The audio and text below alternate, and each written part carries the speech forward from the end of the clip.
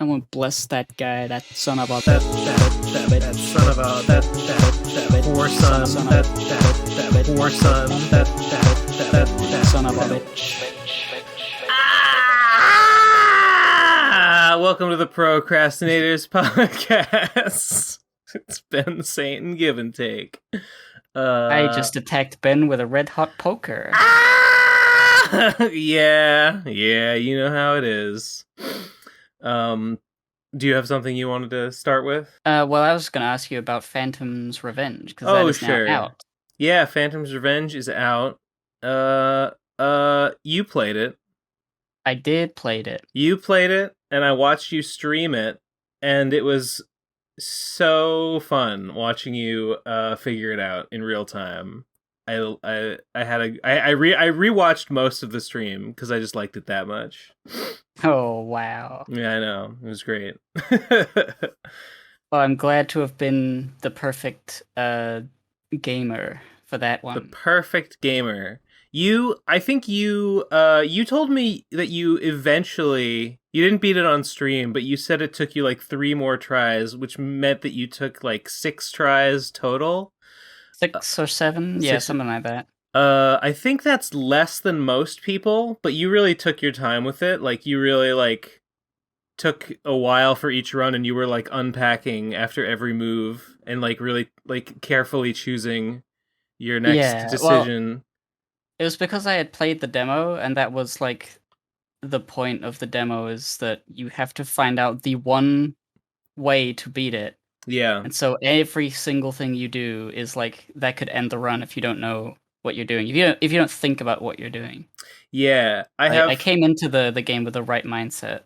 I guess. I don't know if I might have told you this. I've definitely told some people on Twitter this, but the demo was really hard to the point that you basically couldn't win unless you did exactly the right moves every time, every turn. The game, as the final game, is not quite like that. It's still pretty hard. You got to know what you're doing. You can't fuck around, but there is some leeway in there. You can make a few suboptimal decisions, but if you play it optimally 100%, there is a win condition in there. There's something you can do in there that is as hard as the demo was, which is to say, there's only one way to do it. Specifically, that is getting to the end without letting Virginia take any damage. You can keep Virginia completely safe through the whole thing if you do everything 100% correct and not yeah. One person actually did it. I think Sauce Pirate, seemingly by accident, or maybe just they just figured it out and just happened to do it the right way or something. But yeah, they did it that way, and I was like, wow. I kind of didn't expect anyone to do it like that. I feel like once you know how long the game is and what is expected of you to win. Yeah. Because I think one of the playthroughs, I don't know whether this was on stream or off stream, but I did optimal plays. I kept Virginia alive. I got to the end, and I'm like, okay, I have a ton of slime that is not useful because the amount of damage I will take and the amount of attacks I need to perform do not deplete it that much, and I can't use it to level up because all my potions are gone. So that number is excess slime that I can use elsewhere earlier in the run. You mean after the big room? Yeah, after the big room or at some point near the end, where it's calculating the amount of slime I need, and I had excess, so I knew then that I could use that excess earlier in the run to save on oh no, I think it was I realized that I could afford to level up earlier, and then that excess slime will be used up by my attacks. Right. And then it was it was those sorts of realizations that were fun. Right. That. Yeah. Seeing you figure something out. Oh, wait a minute. I actually have to dab. If I dab, it actually saves slime because then Virginia does the attacks and I don't have to spend it. It was kind of seeing you like go from room to room, and then in a particular room, there were a couple of times when I was like, this is exactly what I wanted the player to figure. Like I wanted them to get here and die in this specific way and realize, oh, I can't do that. What I have to do is this instead, and then I won't die there. uh, the uh, there are yeah. So when I added the anoint command for leveling your weapon up, uh, and weapon marriage. I added them in like a later update, kind of just as like a joke, basically. Like I added them thinking that they wouldn't even like do anything. But it turns out it created like a completely separate way that you can win. Like I didn't even intend for this to be the case, but it turns out you actually well, like, I made the game thinking you would have to level up to win, but with Anoint in the game, you actually don't have to level up anymore. You can level up just only by anointing and without level. You can win with only anointing and not leveling up. I didn't even mean for that to be the case, but it turns out it is, and that's okay. I'm not sure which is like easier. I think it's just like whichever one you kind of figure out first ends up being the way to do it. But they both work, and I just think that's pretty funny because I didn't even mean for it to be useful, but it is. That's like a lot of games. Yeah. They don't have like a one win condition. They have like a bunch of systems that can interact in so many possible permutations. The game designer couldn't possibly like account for every possible way. Yeah, I thought because leveling up gives you boosts your damage more than anointing. I thought that anointing would not boost it enough to meaningfully make a difference, but it turns out it did. So yeah, I've been watching my itch analytics, and I was pleased to see that the game got a little boost the other day from being featured on Equestria Daily. Yeah. A lot of people saw that and were like, I can't believe Equestria Daily is still posting. I can't believe that Sethisto Yeah, would do that. I don't know much about what he knows, but like okay. it's such an odd thing to put. It's like just an does it? I don't know if he does like OC things a lot. Maybe he does. I mean, well, you remember how it was back in the day, right? I mean, back in the day, if you made anything pony related, you would get on there. I feel like it had to at least be like relating to the show. Like your thing is almost entirely your own OC and a bunch of slime and Sonic It's like it's barely anything to do with My Little Pony. That's true. You know, on the one hand, you're totally right. On the other hand, I really feel like I just said that back in the day they would host like anything pony. It's gotta be drier. Like the wells gotta have run even drier these days, right? Like the brony fandom has reduced significantly. There's gotta be less to go around. I feel like they'd be hungrier than ever. I suppose so. But I mean, you're right though. They weren't gonna do it, I'm sure. I added Sethisto on Twitter just to see if I could maybe entice him, and nothing happened right away. And then Oblivion Fall told me that he like emailed Sethisto and like asked, or he say, or I don't know if he just like recommended it, like, hey, look at this game, or if he said like, hey Sethisto, please, you know, you and I, we go back, you know, we're best friends. Please, as a personal favor, I know it's embarrassing. I know Ben Saint is like a weird freak, and nobody would under ordinary circumstances want to be associated with him. But please, let me call. I gave you my kidney that one time you were, dying of alcohol poisoning. And you needed some new organs. Like, please, just, I'm calling in that favor now. Please, just feature Ben Saint's stupid little slime game on your pony website. Thank you, and good night. I don't know which of those two things happened. I mean, I feel like Seth has always been consistently pretty cool. So I don't like really I'm know. sure once it's been brought to his attention, he'd read it like the blurb. I He's like, mean, "Wow, this is pretty funny." I And mean, his technical components, like I can see him just being like, "Oh, cool." I don't really know any what he's like at all. So maybe you're right. I got no idea. I would think it'd be. There was a blurb on the site that seemed. I don't know. I guess he wrote it. And it seemed like pretty genuinely appreciative of it. So yeah, maybe he saw it, was like, haha, lol, what is this? Which would be cool.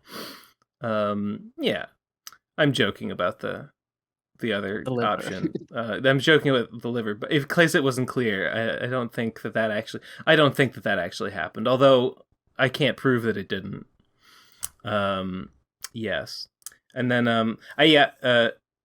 Oh yeah, Cybershell played the game and posted his results, and I asked him if he wanted to come on this episode. He said he couldn't make it this week, but we'll have him on someday, one of these days soon, and I'll ask him. I don't know, to tell me that the game is good, and then he will.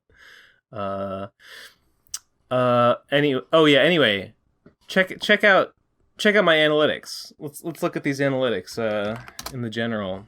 There they are. What flag is that? I think is it bisexual? It looks like one of those 4 flags. different purples. It's like super bisexual. There's even more shades. You know what this is? This is four distinct shades of purple instead of 3.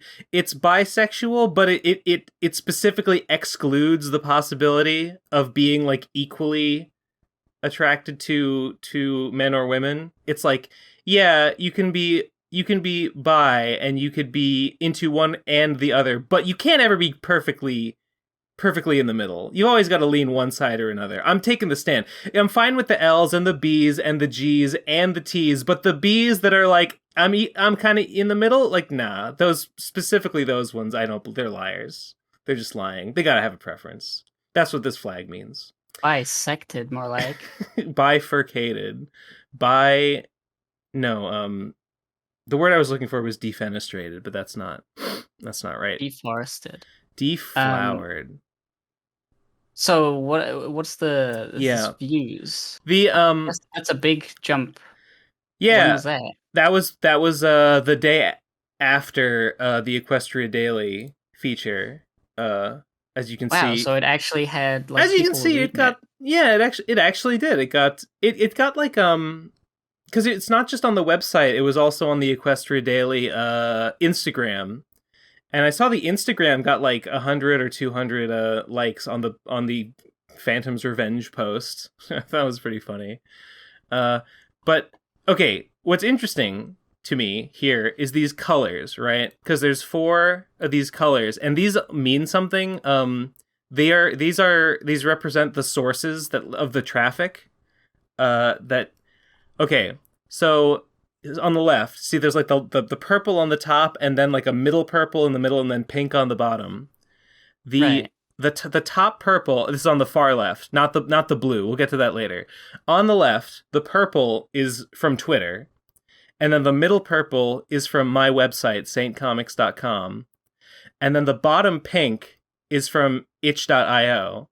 I think what that means is people just discovering it organically on the website. Scrolling. Yeah. Which is good. Like, that's what I want the most of. Because I think what that means is people who had never seen, my stuff before, just finding it on the site, like, oh, what is this? And then see, yeah, on the day it gets the big spike, that big blue is from equestriadaily.com. But, encouragingly, the pink bar, the people discovering it on itch got a boost too, somehow. I don't know. Maybe that means people were going to the website and typing it in the search bar and finding it that way. It could be that, or it could be like increased traffic boosts the algorithm of itch, and so it gets shown. It's like, oh, this is a hot new thing. There's loads of people looking at it, and then more people would find it via itch. That could be a thing. Yeah, maybe. I hope so. And then that last day, that's today. So like, it's still 10 a.m. So I'm hoping I'm hoping that, by the end of today, has as many or maybe even more than yesterday. I don't know, but yeah. So people are finding it through the website, which is good because I hoped that the game would appeal not mere. I hoped that the game would appeal for its gameplay and for its puzzle elements to just people that like video games, and not necessarily just to people who have read the comic. Although obviously it's got the story in there that is directly tied into the comic and all that. So it's nice to see some people just finding it. That's very encouraging. Yeah. Yeah. What else? Hey Ben, good job. Nice game. Thanks. I'm proud of the game. I think it came out really good. I want more people to play it. I think I have 200 and something downloads now. And I don't know what in terms of YouTube numbers, that's terrible. 200 views of a video is well, get out of here. I don't know, that's got to be better on itch. I don't know. I feel like that's probably a lot for just some game that someone posts on itch. I don't know if that's if I should feel good about that number or bad about that number. Well, I don't have access to Pumpkin Alley numbers. Not that it's a page, contest or anything. No. I'm just trying to see if there's a trend. I have Hippo tries not to die from skeletons on mine. What's the analytics on that one? How do I find this? If you go to your dashboard. Oh shit, this doesn't go all the way back. No? It goes back to November 2021, but this was uploaded before that. It must be somewhere. I released a patch 2 days after release. I released a patch because there were a couple of little minor things that I had missed, and I deleted the original file and I uploaded a new file, version 1.1. That's what you can download on the site now. And I made a little development log patch notes page that explains what all the changes are. It's all really minor stuff. But because it deleted the original file, it deleted the record of how many downloads that file had, and I was like, oh no, now I'm gonna lose my analytics data about how many downloads the game has. But no, it remembers how many downloads the page has had separately from how many downloads that particular file has had. So I did not lose that information. So I know that it's 230, I think. I pulled up Hippo Tries Not to Die from Skeletons. When it came out, or after I made a video about it, it got 200 views. That was the spike. Mm-hmm. And then way later, in 2019, it got 50 views somehow. I don't know why. Was it yeah. Was it when Oblivion Fall made that the Cuphead animation? I don't know. Could be. I feel like that was earlier, but it maybe is that then from that point. Yeah, I don't know. I haven't looked at the dashboard analytics stuff that much. Phantom's Revenge. I'm sitting at it passed 250 down 2,174 views, 277 downloads. It's not enough. When I hit 1,000 downloads. Where can I shill it? Harder? Maybe I should email some. Could I email some games journalists about it? Maybe, I don't know. Yeah, I don't know about that. I don't know how that works. I don't know. I sent a couple emails about Endless War to some games journos once. Nothing ever happened. I mean, I could try it again now that I have a game with graphics. These fucking hacks the baby needs their bottle, I guess. Game journos need their graphics on their video games, I guess. Um. Anyway, Oh yeah. 241 views of that game. Hippo Tries Not to Die. 28 downloads on the peak, and then there's a bunch of other ones. How do I find like just do the it overall? just on like one day. Yeah, that was the peak is the same, like 200 something views, the 28 downloads of that shitty little like who cares thing. But you're that was the day, like the day it got the most traffic, is what you're saying. Yeah. Oh yeah. Well, if you go to dashboard. Oh wait, file download counts. 548 people downloaded Hippo Tries Not to Die. That's my target. That's my glass ceiling I gotta break through.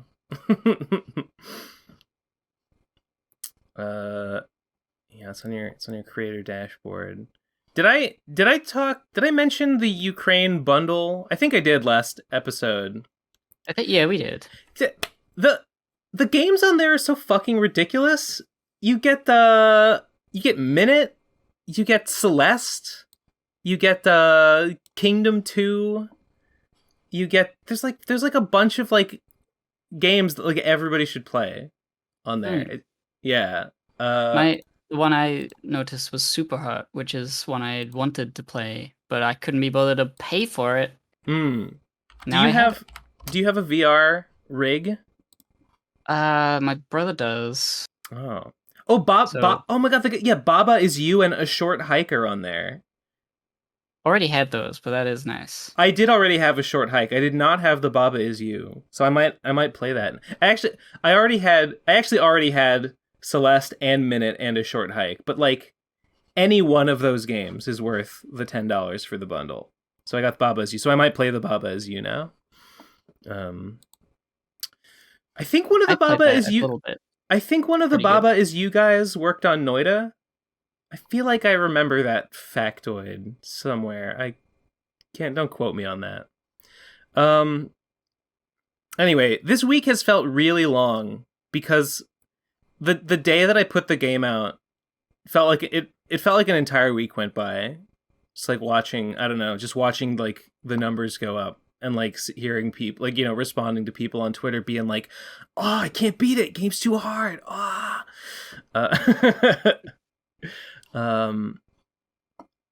It seems like people can beat it in the number of tries varies from like, half a dozen to maybe like up to like 20, but it seems like it takes people around like 4 to 6 hours or so of, trying shit and figuring it out to figure it out and beat it.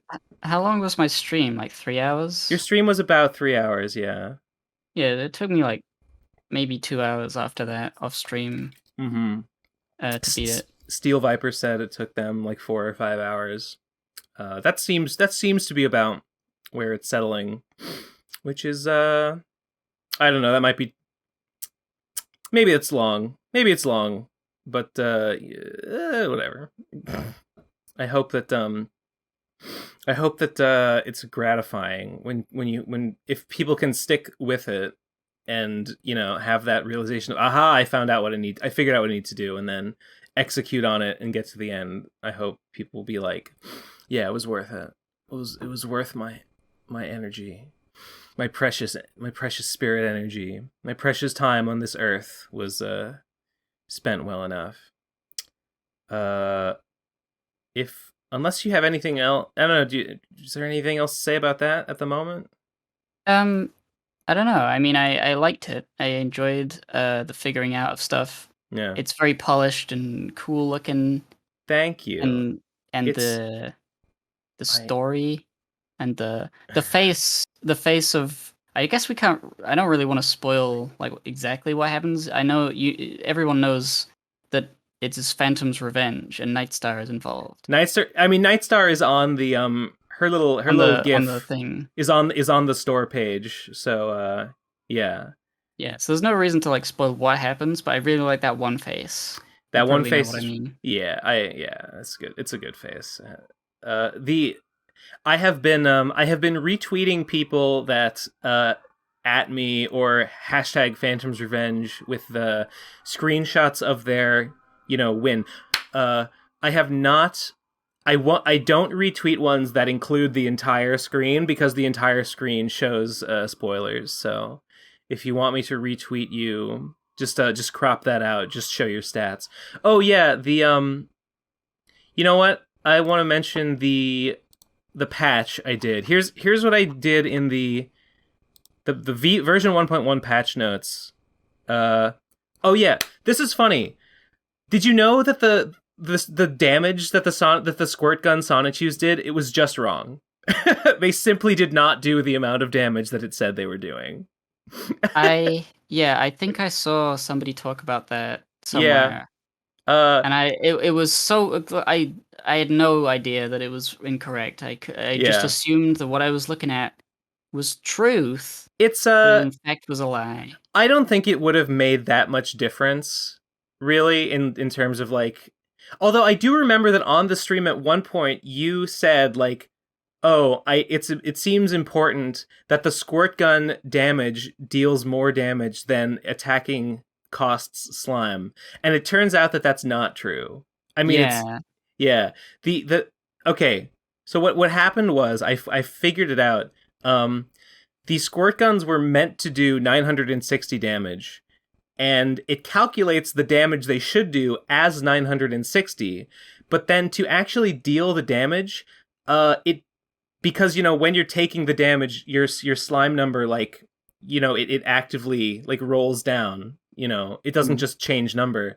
So it deals a fraction of that damage every frame the animation is playing.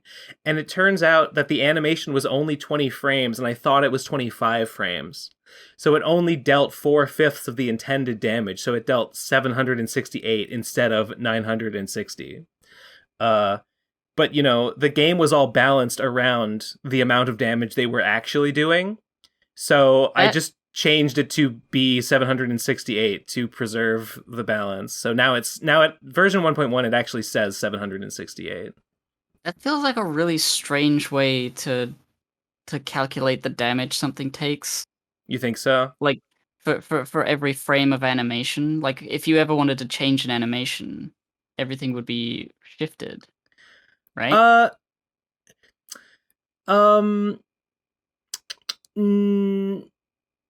Yes. Yes. If I changed how long.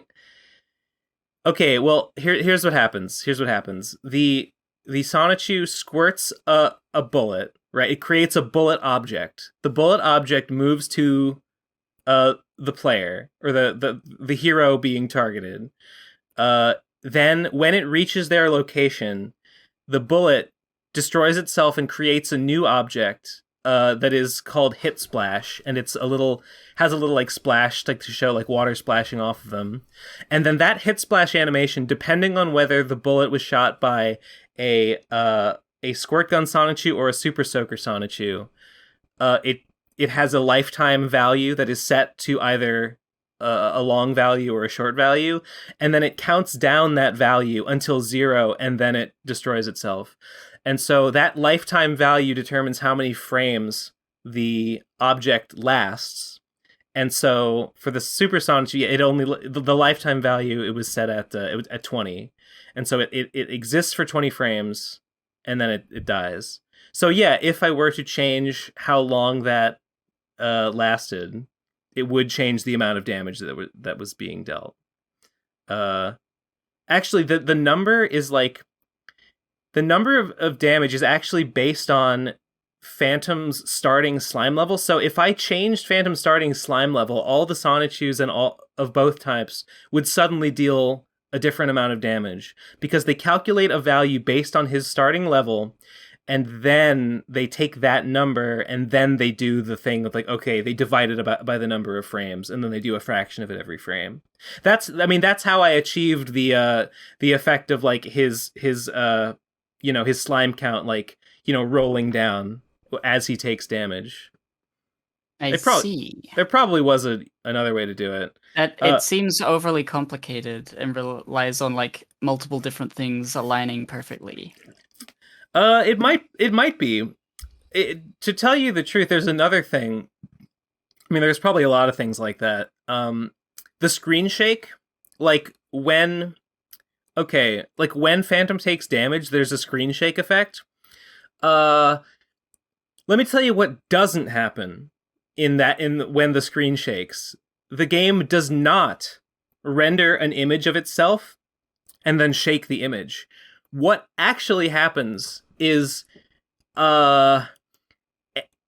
is that the game goes through a list of every object that exists in the game, selects those objects that I decided these things shake during the screen shake effect, and then takes those actual objects and moves them around according to a continually varying variable. Well, first it records their initial position, and then it creates a shake object that randomly varies through a shake variable, and then it takes every object that is considered shakeable, and then it shakes them around and moves them around their starting position, and then it like ends, and then it returns them to their starting location, and then it destroys itself, and then the shake is over.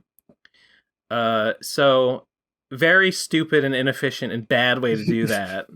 But that's what I did. I mean, it's funny because like you play the game and nothing feels wrong. It's just sort of like, yeah, it's a screen shake. Yeah, it's a jumping thing. It doesn't feel wrong, but under the hood, it's totally wrong, and it's totally fucked up and bizarre. And like, you know, somebody I forget who it was. Someone on the Endless War dev team at some point, like someone was looking at the Endless War code, and someone DM'd me to be like, Ben, I'm looking at the code you wrote for Endless War, and it is so bad to the point that I am convinced that it has mimetic qualities. Like that's what they said. What were they referring to? I don't exactly know. They just thought that my code was so bad and so like counterintuitive that it was like a joke. It was like I'd written it as a joke. That's what they said anyway. I don't know. I'm sure it wasn't that. I'm sure it was fine. But anyway, it doesn't matter if the end result is good. It just depends on how much extra time you may have taken to make something happen. Yeah. With a convoluted way like that. Yeah. Yeah, there's probably a bunch of stuff in there that I did the hard way because I just didn't know there was an easier way to do it. But you know, that's learning, folks.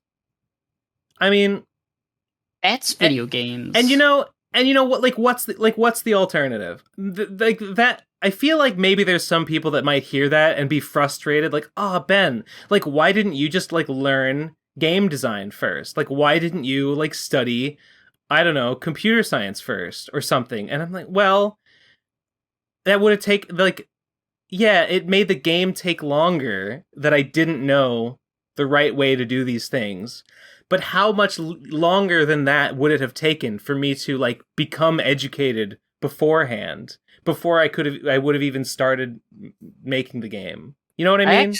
It's funny. I actually feel like your like higher education, your physics degree, and your knowledge of mathematics you already have probably made you think of these more convoluted ways of doing it than if you were like a real dum-dum. What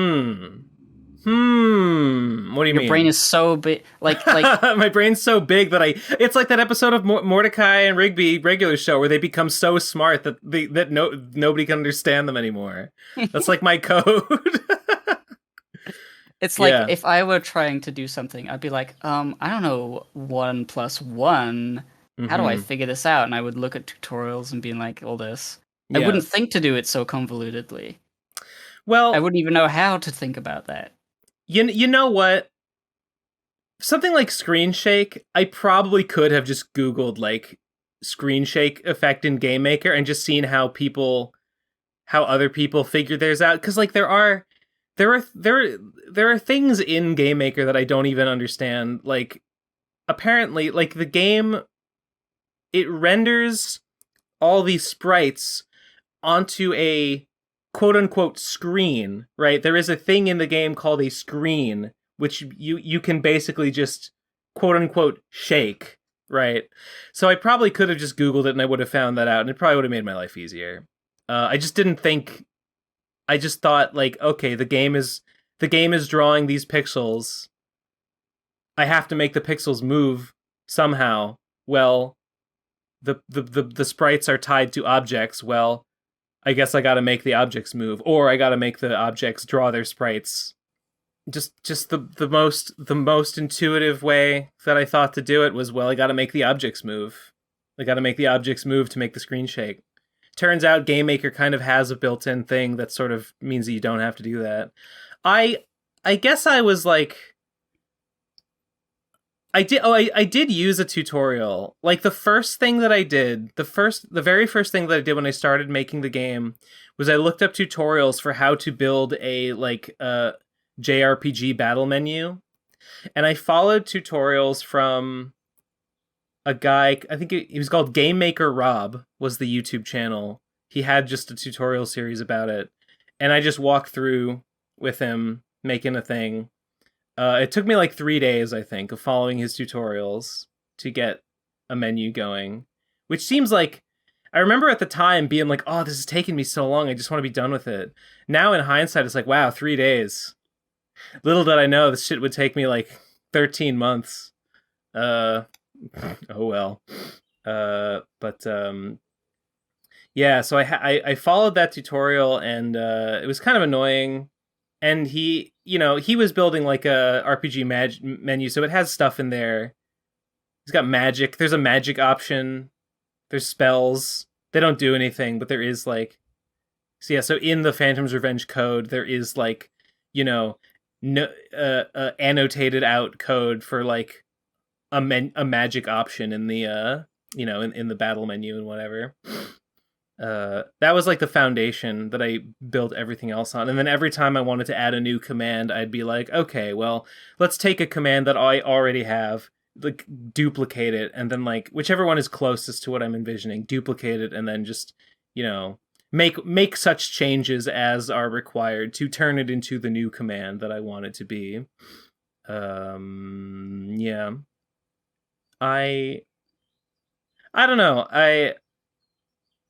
I'm actually like, I know that it was not, I know that I didn't do everything in the most efficient way possible, but how am I supposed to know? What am I supposed to do about the fact that I don't know? What am I supposed to do about the fact that I don't know the optimal way to do everything? Because, right, if I wanted to be like, oh, well, first I'll learn everything about game design, I'll learn everything about programming before I start making my game, and then I'll know the optimal way to do everything, and then I'll do everything as efficiently as possible. Well, sure, but then I'll never start making the game, right? You'll get caught in that thing of like, oh, I'm not ready. I'm not ready to work on this thing. I have to That is true. That is a potential trap. I have to prepare for it. I have to no, I'm not ready. I have to study more before I can start it. I'm not good enough. I'm never worried about not being good enough, because I'll never be good enough, so whatever. Yeah, that's the best way you could ever look at anything. It is. I'll never be good enough. I'll never be good enough, so you fuck it. I know that it'll suck whenever I end up doing it, so might as well suck now. Why wait? Suck now, die later. True. Speaking of sucking and dying and video games, I've been playing Hades this week. After the game came out, I was like, I want to play a video game. I started playing Hades. Famously, the reason I started playing Noita was because someone recommended me, and my old roommate Lorenz recommended me Hades, and I went to download it, and then as it was downloading, I saw Steam recommending me Noita, and I went and I looked at the demo for that, or the trailer, and I was like, what the fuck is this? And I downloaded Noita, and then I played that for a year, and then I never played Hades, Lamau. But I'm playing Hades now, and it's really good. It's really fucking good. Do you know about it? I do know about it. It's the company that made Bastion Yes, and and Transistor. yeah, they have that distinct isometric sort of style Yeah, camera angle thing going on. isometric camera angle and like strummy like folk guitar. I don't know what you'd call it. Doom, da, da, da, doom, da, da, da, doom, dun, da, da, da. Like a sort of like I don't know what you would call that style of guitar, but there's a very Spanish? specific maybe, I don't know. But there's a very particular sort of strummy guitar soundtrack they have, and sometimes that soundtrack the Hades sounds like that, and I'm like, oh yeah, this is a Supergiant game. I didn't play Bastion and I didn't play Transistor, and I also didn't play do you know about their weird like fantasy basketball game? No. It's not. It's hold on. You play basketball in an isometric perspective? It's not actually basketball. It's a but it's like a sort of it's like a fantasy sport game that is sort of like basketball because it involves moving a ball to a goal. That's all sports. Yeah, pretty much. It's called Pyre. It's about I watched a video about Supergiant games one time, and that guy said that like Pyre was his favorite. It was not successful. It's like their worst performing game ever. Because a lot of people didn't get it, but this guy really liked it because it's like it's not like in universe. It's about like a band of nomads that have been exiled from some country, but like they're part of this like weird spiritual culture, and they have to do these like rituals, and like the game, it's not the game is like the ritual. They're doing this like ritual, but it's like a competitive ritual to see like who can, I don't know, make the sacrifice first or whatever. I don't, it's very weird. Yeah, Pyre is their other game. People don't know that one as much. People don't talk about it as much as Bastion and Transistor. But anyway, Yeah. I haven't played any of those games. I haven't played them either. There's something about the camera angle, that perspective that I don't like for some reason. Yeah, I know why. I kind of know what you mean. There's something about it. I don't know. Yeah, like it's objectively a good way to depict what they're doing for the gameplay. You can see a lot of the place, and you can dodge around. If it was in first person, it would be maybe disorienting. If it was side scrolly, then there wouldn't be a lot of depth. And if it was completely top down, I mean, it would be the same, I guess. There's just something about it that's just like unappealing visually. Not like because of art style. It's just that view. I don't like it.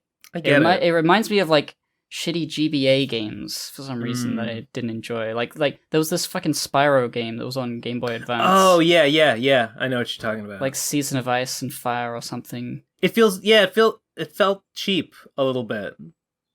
Honestly, yeah, like that. I know exactly the Spyro you're talking about. I've played it. It was like a cheap knockoff. I feel, yeah, it's not fair, but yeah, I also feel like something about that. It kind of looks cheap. Like I was not impressed by what I saw of Bastion and Transistor. I mean, they looked fine. And like I got it, but I was not enticed to play them. But people told me that Hades is like a, you know, a roguelite with like really like fun combat. Hades nuts. Hades nuts. And so yeah, I was like, okay, that sounds like my kind of game. So I gave it a try, and yep, it's my kind of game. I really appreciate. Do you know the story? I really appreciate it. I assume from what I've seen that it's Hades' son, and he's like, I don't give a fuck. And Hades like, you do have to give a fuck, and then he fights all the gods. Something like that. You don't fight the gods. The gods give you boons because they want to help you escape. But it's really good because the conceit of the game. This is what we call ludonarrative. Whatever the opposite. I've had the same thing the other day. I couldn't think of ludonarrative assonance. Synergy, whatever, yeah. When you because the story of the game, the story of the protagonist and the story of the player are the same, because he too, he keeps going out and trying to escape and dying and getting reborn in the pool of sticks or whatever, and he's got to try again. He for him it's a, pardon the expression, this Sisyphean task of just going and trying over and over and over again. And for you, and that's what you, the player, are doing as well. You're trying over and over and over again, making it a little bit further each time. Very good, very good. They really were like, hey, why don't we make the story fit the gameplay? And then they did. I really appreciate that. The best Ludo narrative synergy is when you die in the game, you die for real. you can either you could either make it so that the character never really dies, he just gets reborn over and over. That's one way, but that's for cowards. Yeah, the better way is if you die in the game, the game shoots with you a VR with a headset gun. with a gun attached, and when you die, the gun goes off. Really heightens the drama. That would be a Black Mirror episode or some sort of cheesy future scary story where it's like everyone was playing VR, but they didn't know there was a fucking little bomb inside, and if they died in the game, the bomb would go off in the future, and they couldn't take the VR helmet off for no reason. Can you believe that in the degenerate future, humanity has regressed so much? We're so like dopamine starved that like people are playing VR games. They can't even get off on regular VR games anymore. Now they have to play VR games with a little bomb in the headset that'll go off and make them die if they lose. It's the only way they can feel anything anymore. It's the future. I'm sure that'll be invented by some crazy person, and then they'll stream it, and everyone will be saying no.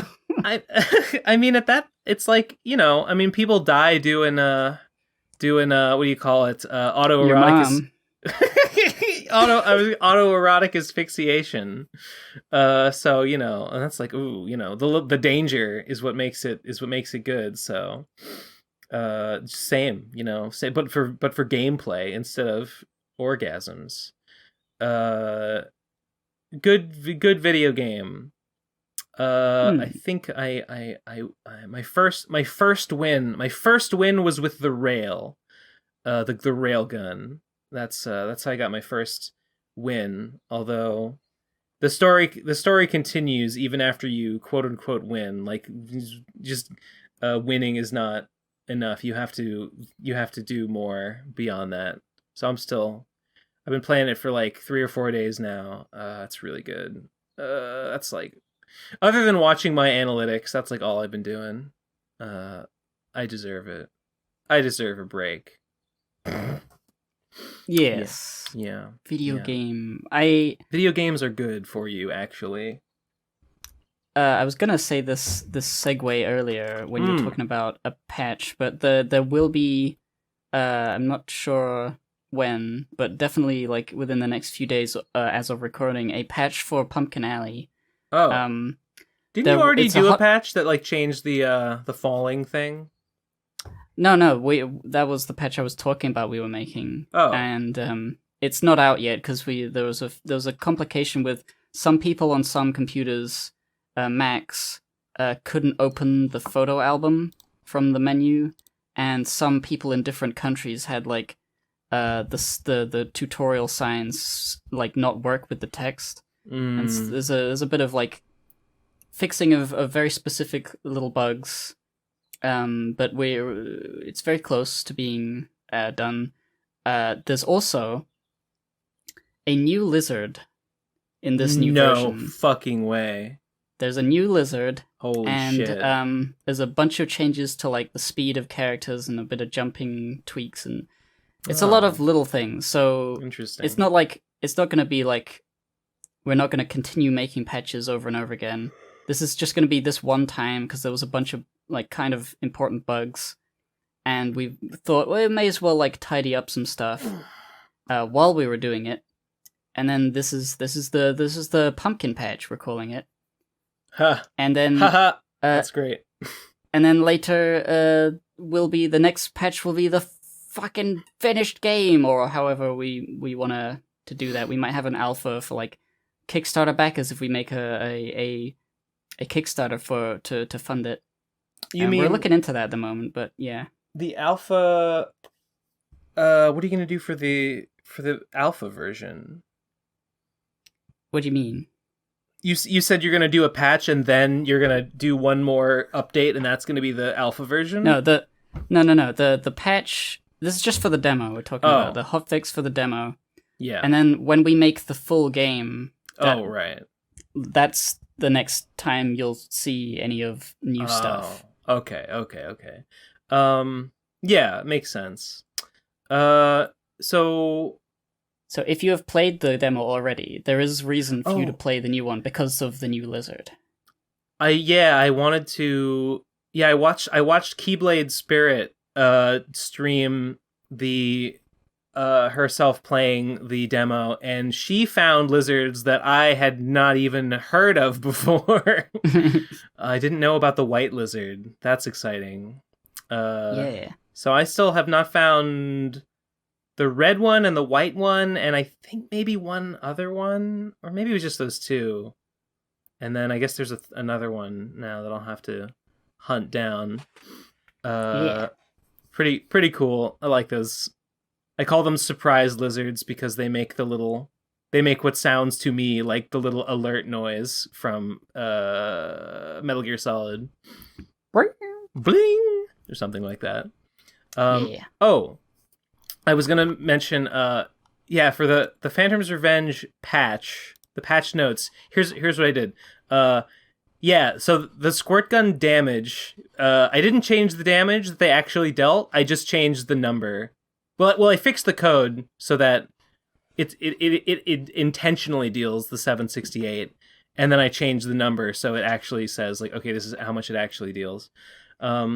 There was a mistake in the Virginia's sprite, not in her normal sprite, but when she was sad, in the chambers where she's sad, her tail had like a visual error in it where like the impression of her like wings sort of like was taking like a chunk out of her tail. It was kind of hard to see, but if you watched it, you could see it. It looked a little weird. I mentioned that. Yeah, that's right. You did. I forgot it was you. So I fixed that. That's fixed. I made it so that the end screen displays. The end screen used to display your what was it? Your time to beat, your slime coin, your Virginia's status, your horn status. Maybe one. I forget. Anyway, it now displays your final level and your final weapon skill or your weapon mastery level because there's different routes, right? Since you can take a leveling route or an anointing route, I thought it would be good to show like, okay, what's your final level? What's your final anoint status? So you can be like, oh, that's how you won, okay? Because those are relevant. Those are worth knowing about. And then, I changed it. You said this as well. You thought it was a mistake that the final boss, when you exclamation point data on the final boss, it shows her max HP, but it doesn't show her. It doesn't update when you damage her. Yeah, that was not a mistake. I was just lazy. But I fixed that. So now it displays her current HP as a fraction of her total HP. So it says like 20,000 out of 32,500. The inner lab. Spoilers. That number. Don't worry about it. The inner lab music. Before, I had forgotten to fix the inner lab music to loop. So if you played it long enough, this is when you get past the spoiler battle, and you get into the inner area. Before it would fade out and then start again. I changed it so that it loops now. And then I added to the marriage animation, I added a little thing where the word skill up pops up twice. when Phantom kisses Platinum, his little green heart comes out, and then it goes bling, and then it turns into a little double skill up. Because I Oh thought yeah. What? there was a pretty significant chance that people wouldn't realize that marriage actually increases your weapon skill. So I added that to make it crystal clear, like this is increasing your weapon skill. I thought it was just like a funny like cutscene. No, in Endless War, getting married boosts your weapon skill by 2, but means that you can't switch your weapon at will. So I mean, Phantom only has the one weapon, so he doesn't need to switch. But it boosts your weapon skill. I think you can anoint 4 times before it stops increase. You can keep anointing, but it just doesn't increase your weapon skill any further after a while. And then I think beyond you can marry, and I think that will boost your skill 2 higher than that. You can, if you anoint twice, that's when you can get married. And then you could, if you wanted to, anoint up to 4 times before it stops being helpful. And then at whatever point you get married, boost your weapon skill 2 above whatever you were at when you marry. So you could get as high as low as weapon mastery 8 if you anoint 4 times and then marry. I think. Does that increase the slime it takes to attack? Or is that just your level? No, weapon mastery does not increase the cost to attack. Only leveling increases the cost to attack. That's the truth. So it doesn't really matter whether you leveling. It matters when you do it. Anointing, it does not, and marriage, it does not matter when you do it. It doesn't cost you more to do it earlier. And then the last thing was I had a patron's name was just in there twice for some reason, so I just took that out. So now it's only in there once. And those are all the patch notes. It just took me like a couple hours to do all these things. It was really easy. But now the game's perfect. Dab. Wait. One more thing I have to say about this. This was really funny. So the way that you finish the comic is by beating the game. And then when you beat the game, you get the link to the end of the comic, right? Yes. Well, I made 2 different versions of the ending where one where Phantom has his horn and the other where he does not. Because I was like, well, what if you beat the game with your horn? You would want Phantom to have his horn in the final scene. Yeah. Well, it turns out you can never get the horned ending. It is impossible to finish the game and get the link to the horned version. Really? Yes, because I didn't if you play the game optimally, you can keep Virginia from taking a hit. If you can't prevent Phantom from, well, no, you can't prevent Phantom from losing his horn in the same way. I won't spoil why, but the point is it doesn't work. You can win with the horn, but you get the bad ending, so you don't get the right. So you don't get the link. So the only way to win with the horn means that the game doesn't give you the link to the final page. So that no one will ever see. Yeah, it's there. I guess you would have to You'd have to hack the game. You would have to guess the URL. If you got the actual ending, you could maybe try like changing the URL, and maybe you could find the horn version if you really wanted to. Does that mean one of them is like more canon than the other? I already considered the hornless version to be more canon because I was like, well, I mean, nobody's gonna. I had actually forgotten. I was thinking for a minute that if you played it perfectly, you ended with your horn intact and Virginia unharmed. That is wrong. You can't do that. You just don't have enough slime. So I was thinking, yeah, you can do it, but like no one's gonna do it on their first playthrough, and it makes more. people are going to lose their horn on their first win, of course. And honestly, it's a little bit more thematic if Phantom has taken damage by the end of his quest for revenge. It's also like a cool cutscene. Like if this was part of the comic, that would happen. That would just be like a cool thing to happen. Yeah, so even so, the hornless ending was more canon in my head. Although I thought, if you get the hornless version, that's canon too. You deserve it. But turns out, no, it's not, because it's impossible. I just it's a different timeline. Thought that was pretty funny. You can the actual bad ending though is not canon, as Endless War will let you know if you try to continue on after getting it. Someone in my patron Discord was like, "Oh, the link's not working. And I was like, you know what you did. You deserve this.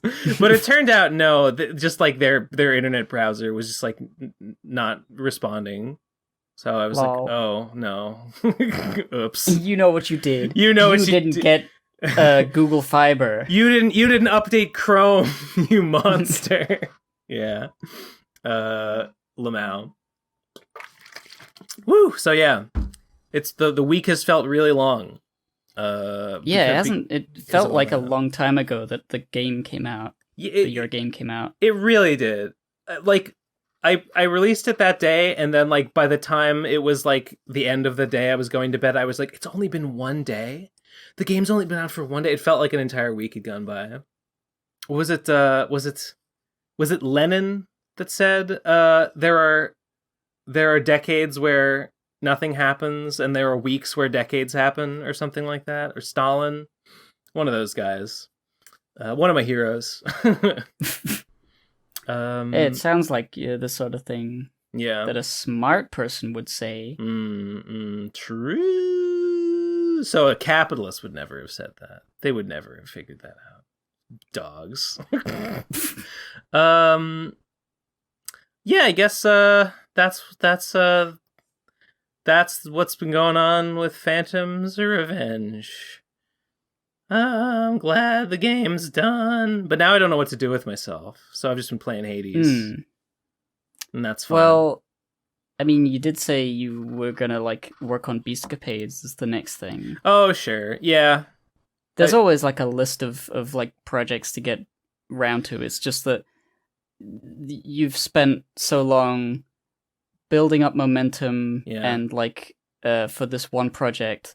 Now that you've stopped, you take a break, and then it's like, well, now I've got to do another thing. Oh no, but you're at a standstill. You've got to like build up the momentum again for a different thing. Actually, I lied. What I have spent some time doing stuff related to the book. Like I've been I've been in touch with printers, like getting quotes from different printers and like finding out like who's going to give me the best price.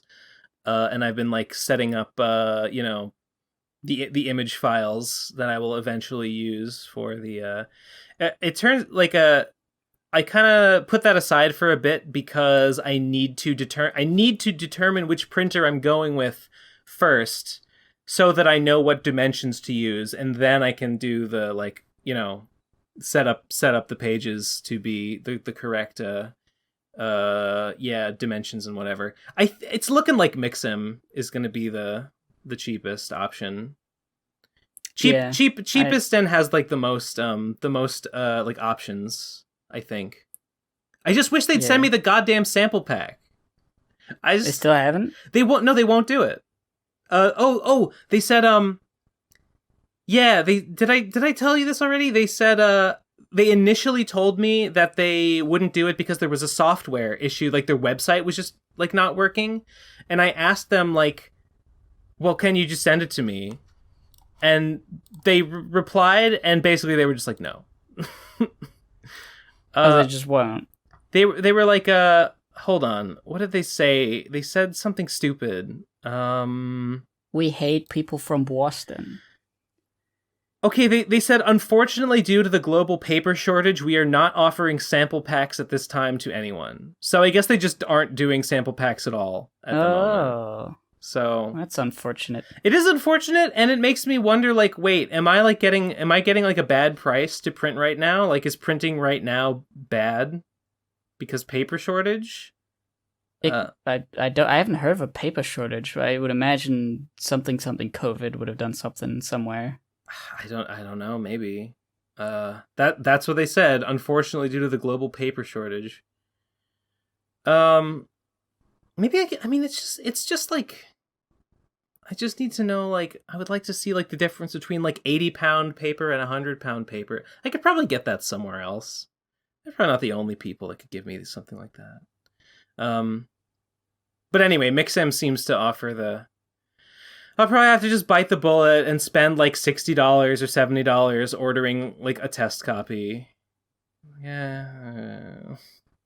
But I don't know, they seem to be... I contacted another local printer in Boston. This one was called Alpha Graphics, and they were quoting me like 30 or like $25-$30 a copy. Like what is the point of you? What are you doing? I don't know. I don't know if it's their fault. Maybe it's the global paper shortage or whatever. But it's just an unacceptable price point. Like, I'm aghast. Like, I'm aghast that they would show me that. And, like, not be ashamed of themselves. I don't know. Oh, I'm looking it up. Paper prices have gone up a little more than 25% since January 2021. Dang. And because they're up 25%, they can't offer sample packs anymore. 25%. Well, there's more to it. It's like, they say the paper mills reduced their workforce during the turmoil of 2020. Many mills transitioned into making boxes, for example, for Amazon, versus making paper for direct mail pieces. I guess since paper, they have the power to make boxes and there's more demand for those? I don't know. Okay. Paper types and paper grades were discontinued. They don't elaborate on why. Okay. Well, there's probably lots to learn about that. That's weird. But are you telling me, right? But are you telling me that no, they can't. No, due to the paper shortage, they can't send a paper sample pack, but they can just print 1,000 copies of my book if I want them to. Well, yeah, because you're paying for it.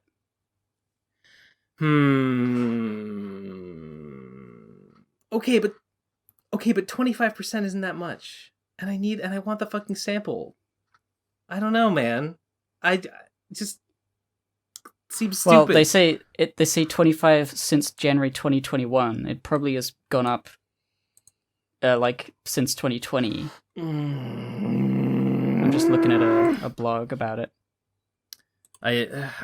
Maybe. I just. Well, and that makes me nervous because, like, gosh, like, what if I'm paying, like, what if it's gonna be like too costly to get my book made now? What if? I don't know. I mean, I would have been caught in, like, the heightened paper thing as well. It was still like within what I thought it would be.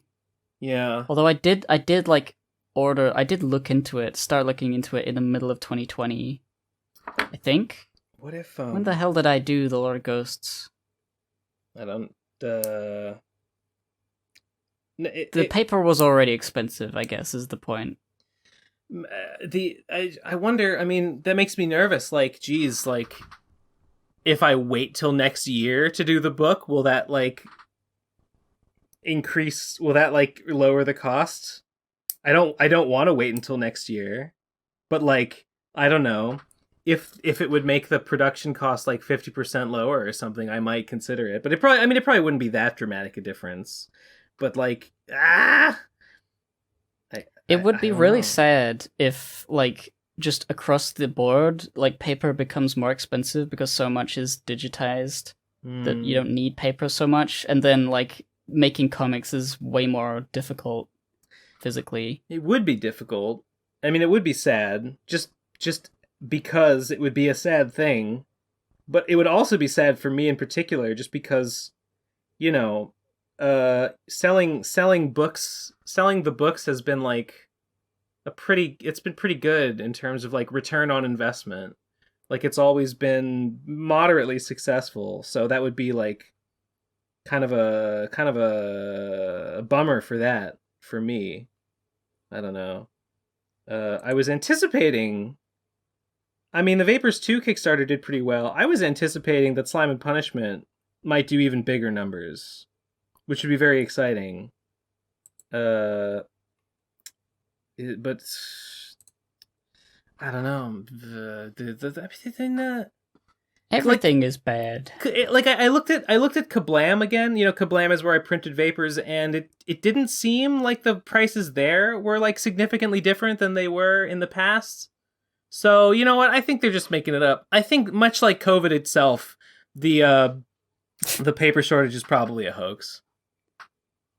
You know what I mean? Yeah, I mean, paper does grow on trees. It literally does. Trees everywhere. What are we even fucking talking about? You know, this bullshit. It's all liberal media. Something. Oh man, wait. This is totally off topic. But speaking of the liberal media, did you see that the May is having her kid? Why would that be liberal media? Because the kill stream hates the kill stream is bravely standing against the tyranny and the scourge of the liberal media. Why would you think that I would ever want to know about any of that? I don't know, because you like to keep abreast of the current state of the world. That's not the world. It is. It's the most important thing we could be talking about right now. Well, I hope the baby is okay. I hope, yeah. Yeah, in the short term and the long term. Really hoping things don't work out the way they probably will work out for that kid. Yeah. Good luck, child. Good luck, child. Good luck, child. What else can I say? Yeah, I think she's like giving birth like this week or something. Like 1 minute ago. I think I heard that like her water broke or something. Like her water. Why did you hear about these things? People were talking about it in my Discord server. Somebody said that like her water was breaking, and she said like, Ethan, no, we don't have to go to the hospital just now. Finish your stream or whatever. Okay. That's what I heard. I don't know. But yeah, supposedly, I don't know. So that's bad, and I don't like it. But you know, easy come, easy go, whatever that means. What does that mean I don't know. In this context? I have no idea. Don't worry about it. Damn. Well, that's all. What else? I don't know. I don't have any notes this week. Speaking just briefly on the Lord of Ghosts Kickstarter reward stuff, I have labels now, but I've been holding off using them because I found this company called Black Box at blackbox.cool. Apparently, they are a Kickstarter backer like reward assist program. Yeah. You tell them what you need to send and where you live and, you know, your Kickstarter link, please. And then they'll give you a quote for handling all of the shipping to all over the place. And I'm like, that sounds so helpful. I would love to do that. This service sounds like I'm its demographic.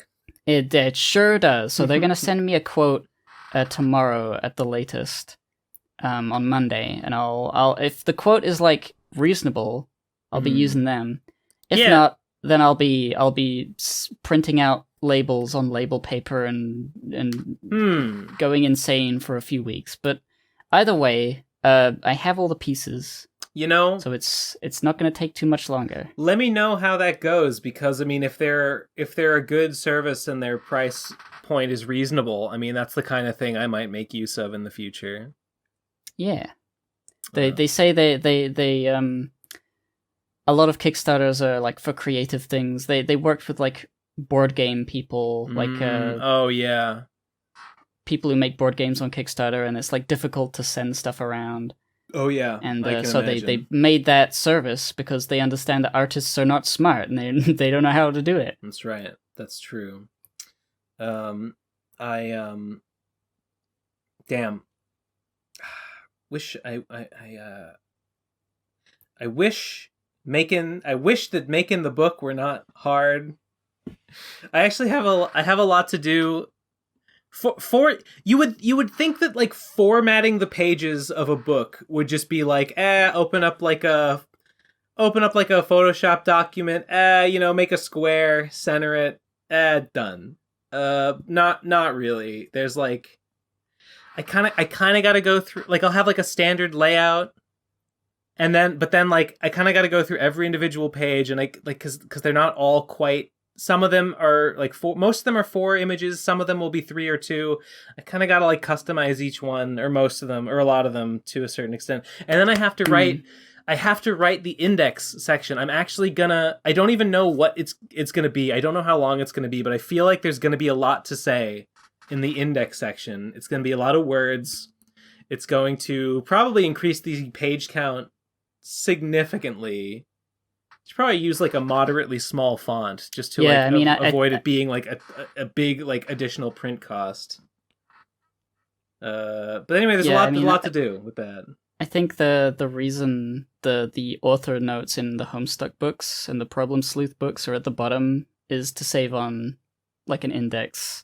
Because the like the page is the same like shape as the panels in Homestuck, but like there's very rarely do they actually fill the entire page with one of the panels. They'll have like, because they have all text underneath them. They have like Terezi do the thing, and then it's like they have the text with the image above it, and they have like maybe 3 panels per page with their texts. And if there's a pestalog that takes up, and it's like with that, there's a lot of space to have author notes at the bottom without like compromising too much on like showing the pages in full. That's true. That's true, actually. And I pulled out my Problem Sleuth book to like look at the layout, and I did notice that a lot of there is a lot of blank space at the bottom of many pages. Like the images are all, there's like set towards the top, and there's blank space at the bottom for potentially there could be text there, and then at the very bottom there's the running commentary. I don't know. I kind of like the idea of like a dedicated index section, though. I think damn it. Okay, now I'm in a conundrum, because on the one hand, the 4 images, like the aspect ratio of the images, most even landscape oriented book layouts, they're not long enough. They will have some wasted vertical space. It's almost unavoidable. So then I'm left with the choice of either I waste that space, or I could do a running commentary page by page, and then that space would be used. Or if I do it in the back of the book, there might be some waste, which is unfortunate. So like you've got the 4. For most tweets, there's 4 images the same size. Yeah. And like putting all 4 of those like with their sides touching in a grid on one page would be too would make the pages too wide, or no. Here's like a I was working on it the other day. Here's what I was kind of hold on, I gotta post a. Here's what I was kind of like mocking up. Like this is including like a bleed. So I mean, this isn't even, this isn't even that bad, actually. Like, there's a little bit of space at the bottom, but it's not even that bad. You know what? I was like futzing with it the other day and thinking like, oh, there's extra space. Oh, I hate this wasted space. But like, this is fine. Is the white like the bleed area? Or no. Oh, sorry. No, the white on the outside is like, ignore it. That's just the Photoshop file you're working in. Yeah, no, the black is the page. Or here, let me, here.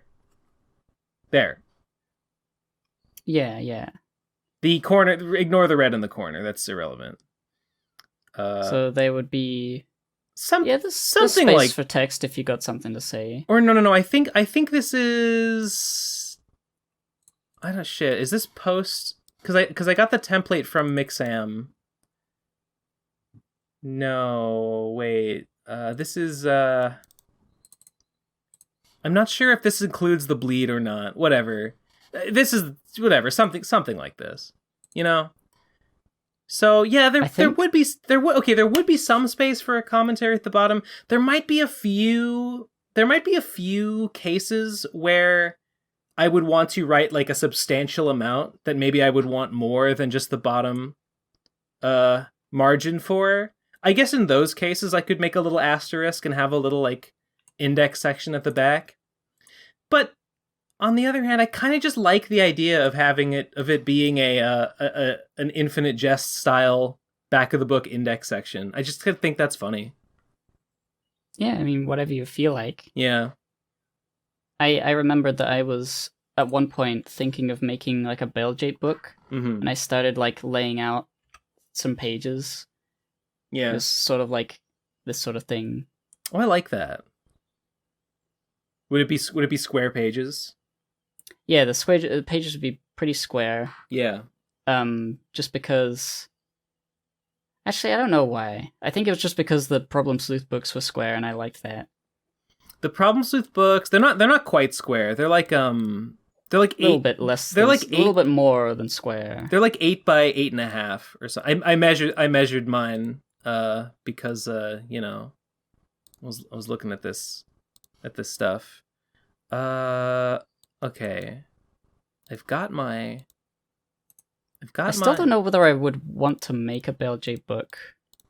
It's like a fun idea of a project, but it's still like Bell Jape is maybe not like the thing people would really want. I don't know. How many would it be? A lot of pages? I think it would be a lot of pages. I think I got up to page. What's this? Page 35 of the book would be where Tiki is introduced. Oh, I didn't finish doing that one. Let me page 34. I think it would be like maybe 100, 200 pages.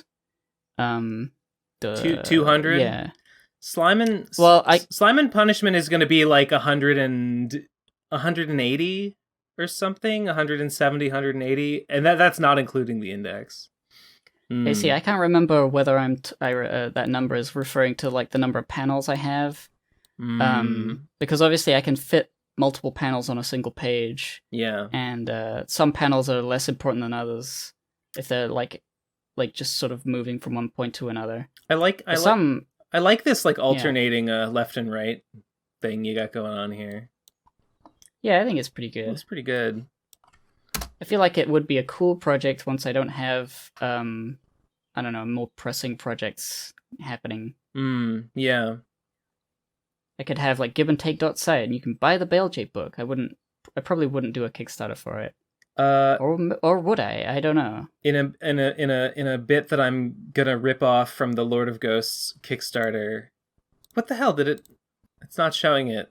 Whatever. This image I just posted is it shows the bleed. It shows it with the bleed, and like it's kind of narrow on the edges. I really don't like how it's like coming close to the edge, but it's got like a more substantial margin at the top. I don't like that. There's more space on the right because this is like a left page, so you know there's more space in the middle towards the spine. It'd be reversed for a right-hand page. Just a lot. There's a lot to fuck with. There's a lot to fuck with in terms of so this. What are you copying from Lord of Ghosts? Oh, right. I'm gonna do when I kickstart that, I'll do a stretch goal zine, and the zine will be Nuts the Beginning. Do you know what that is?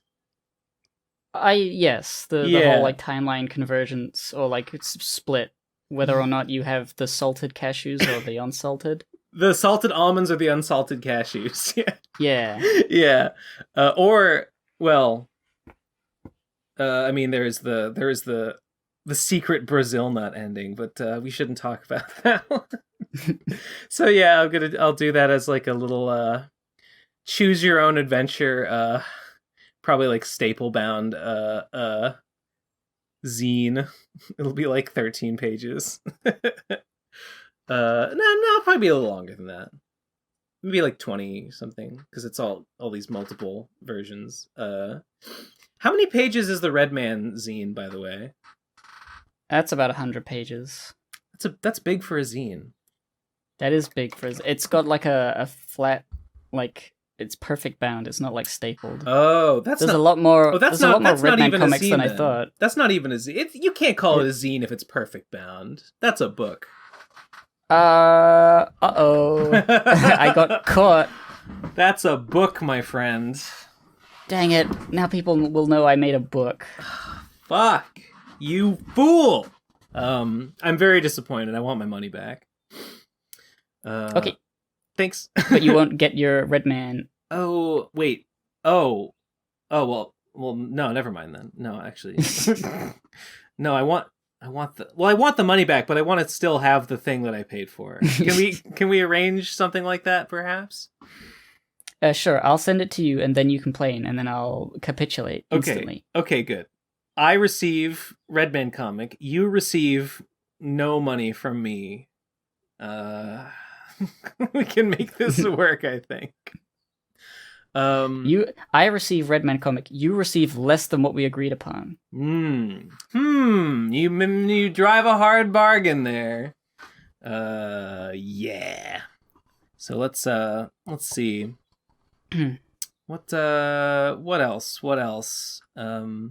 Like I said, I have no notes this week. I did nothing of note besides release the game and play Hades. Well, you deserve it. Thanks. Anything I've been doing is is waiting for. Well, at first I found out about like the black box company, and now I've just been waiting for them to get back to me with the quote. Oh.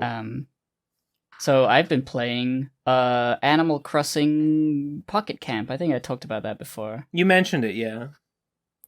That's been fun. I have animals. Mm-hmm. I got Marshall. I got Raymond. Oh my god. The best ones. Yeah, I found all the best ones. I think there's that newish one. Which one? What's his name? Bunny Boy, like turquoise femboy bunny that was like, haha, it's so feminine for a boy bunny. I don't remember that one. It's a new one. New with the Switch game, I think. But that's a possible. I can find that one and add it to my campsite. Good. And yeah, that's just a fun game. Is it? You said it's different from New Horizons. Yeah, I mean, there's obviously less you can do on a mobile device, but like I haven't played the Animal Crossings. I've just seen people play it. Seems to be just good. Like you go around and you shake trees to get things. You catch bugs. You catch fish. You give those things to the animals as little gift bags, and they're like, "Wow, thanks!" And then they give you crafting resources with which you make furniture to furnish your campsite. And then if you have the right furniture, animals who like that furniture can be invited to be at your camp. Very nice. Very nice. And like that loop has not gotten tiring or tedious yet, surprisingly. And it's a good one. It's a good mobile game. I like that. I like that they did that. The Hades loop has not gotten tedious for me. Although I was really mad. Let me tell you. When I realized I had thought I figured out that, diamonds are just for they're just for extra shit. They're just for bullshit cosmetic stuff. So I bought a song. I bought a soundtrack song for 1 diamond. And then a day later, I realized oh my god, I've earned all the diamonds I can get easily. And I'm 1 diamond short of unlocking Erebus Gates. And I've fucking wasted my fucking diamond on a stupid soundtrack. I'm fucking gotta kill everyone. Yeah, you can buy like in-game music that plays at the music stand in the like courtyard or whatever. Right. And you get diamonds. You get diamonds by slaying the Lernian Bone Hydra, which is the boss of the second area. Well, you get them in a couple ways, but the easiest way to get them is by slaying the Hydra with each weapon. You get a 1 diamond for doing it with that weapon, and you get 1 for doing it at different heat levels, which is sort of a difficulty setting you can like turn up for yourself if you want more rewards. So I had completed, I had gotten all the diamonds that I could get that way, and then I was like, fuck. I'm short of an upgrade that would add like a new like sort of type of room to the dungeon. I ended up getting it. I had to like trade some shit. I had to like gather up some other crap and trade 1 for a diamond, and then I got the extra one, and then I unlocked the room. But I was mad for a minute. I was like, "Oh, I wish I hadn't spent that diamond on that song." Oh well. You got tricked. It was bad conveyance. It was bad conveyance. They didn't signpost clearly enough that this thing that I had to slay the Hydra to obtain was valuable and I should care about it. There was I just thought of one more thing. I was talking to Nate about RadCon funds, and I think I'm taking over PCP like accounting duties from him. He is handing them off to me soon. And also, we were talking about the expenses that I have incurred while doing stuff like getting Road to RadCon done and doing the Dojin and other such things. And we went over the expenses, and I think I'm going to get paid. I'm going to get that money that I spent. This is money that I already spent, that I spent my own money, that was PCP money, so I'm just getting reimbursed for that. And then we talked again about the Brad Garlinghouse diss track music video and the OVA, and we once again Nate said, I'm just gonna say it. Nate said to me, "Okay, Ben, I'm gonna set a deadline for myself. I will have the music video done," he said, next Friday. So that will be the Friday after this episode, or that will be a week from the day this episode comes out. So the day the episode after this comes out, Nate told me he would have the Brad Garlinghouse diss track music video. These are his words. All right. And now, okay, I can't guarantee. He didn't say that it would be published. He said it would be done. So it might be the case that he has it finished then, and then maybe we publish it like the next day or something. So if it's not posted when this comes out, it's not quite time to call him out on shenanigans. But soon thereafter, shortly thereafter, I asked him, Do you care if like we talk a little bit about like money funds? I mean, sure, it's part of the thing. I was concerned. Because I had not seen like the money. Like he's just sort of kept it in escrow or whatever for this whole time. And I was concerned, like, damn, what if we like spent it all? And like what if it's all been spent and it's gone and we're not getting, and there's not going to be any money to pay us out by the time it's done. Turns out, no, that's not the case. Nate said that like even after everything, there's like $15,000 just sitting to be dispersed as soon as he is done. Well, as soon as he's done with those videos, and I get Kaiju to finish the damn Dojin. Yes. Kaiju, it's not Kaiju's fault. Kaiju said he would work on it as soon as he has time, but he has been busy with his editing work for Totally Not Mark, which he told me was going to be the case. So I accepted that because I don't know. He said he said I should consider finding someone else if I want it done sooner, and I was like, okay, I'll think about it. But other than, like, I genuinely don't know who else I would ask, because I really feel like his style is a pretty good fit for Ed's stuff, because I want to use what Ed got done. And so, like, that's good. And, like, I don't know any other, I don't know. I have not found any other artists who would be like, oh yeah, I could get that guy to do it, and that would look fine. Like, I don't, like, maybe there's someone out there, but I don't know. I haven't seen him. Anyway, those are the things that have to get done before we get that money. We'll get like a few $1,000 a piece. It'll be pretty sick. Yeah. And then finally, the curse of Radcon 4 will be lifted. The curse of... God. It's been so long that I can't even remember. Yeah. What, like, if I've been reimbursed for anything or not. Well, Nate has it all. Nate has it all in records. Apparently, okay. He told me I had thought that I had been reimbursed for like my not my travel expenses, but like my expenses while there, like, you know, food and stuff. Apparently, I was not. Like, he told me like, nah, I have it down here on the spreadsheet that like, nah, you listed like $400 worth of expenses that have not been reimbursed. And I was like, yes.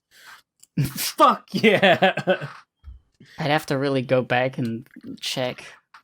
If you already told him, if you already reported him, then like, that's the thing. I didn't even remember if I reported everything. Well, if you didn't, then I feel like I like put like receipts somewhere. Yeah, I did. I kept all my receipts from the trip, and then I posted screenshots of them for him in the all business channel. And I just did that, and like that's all I had.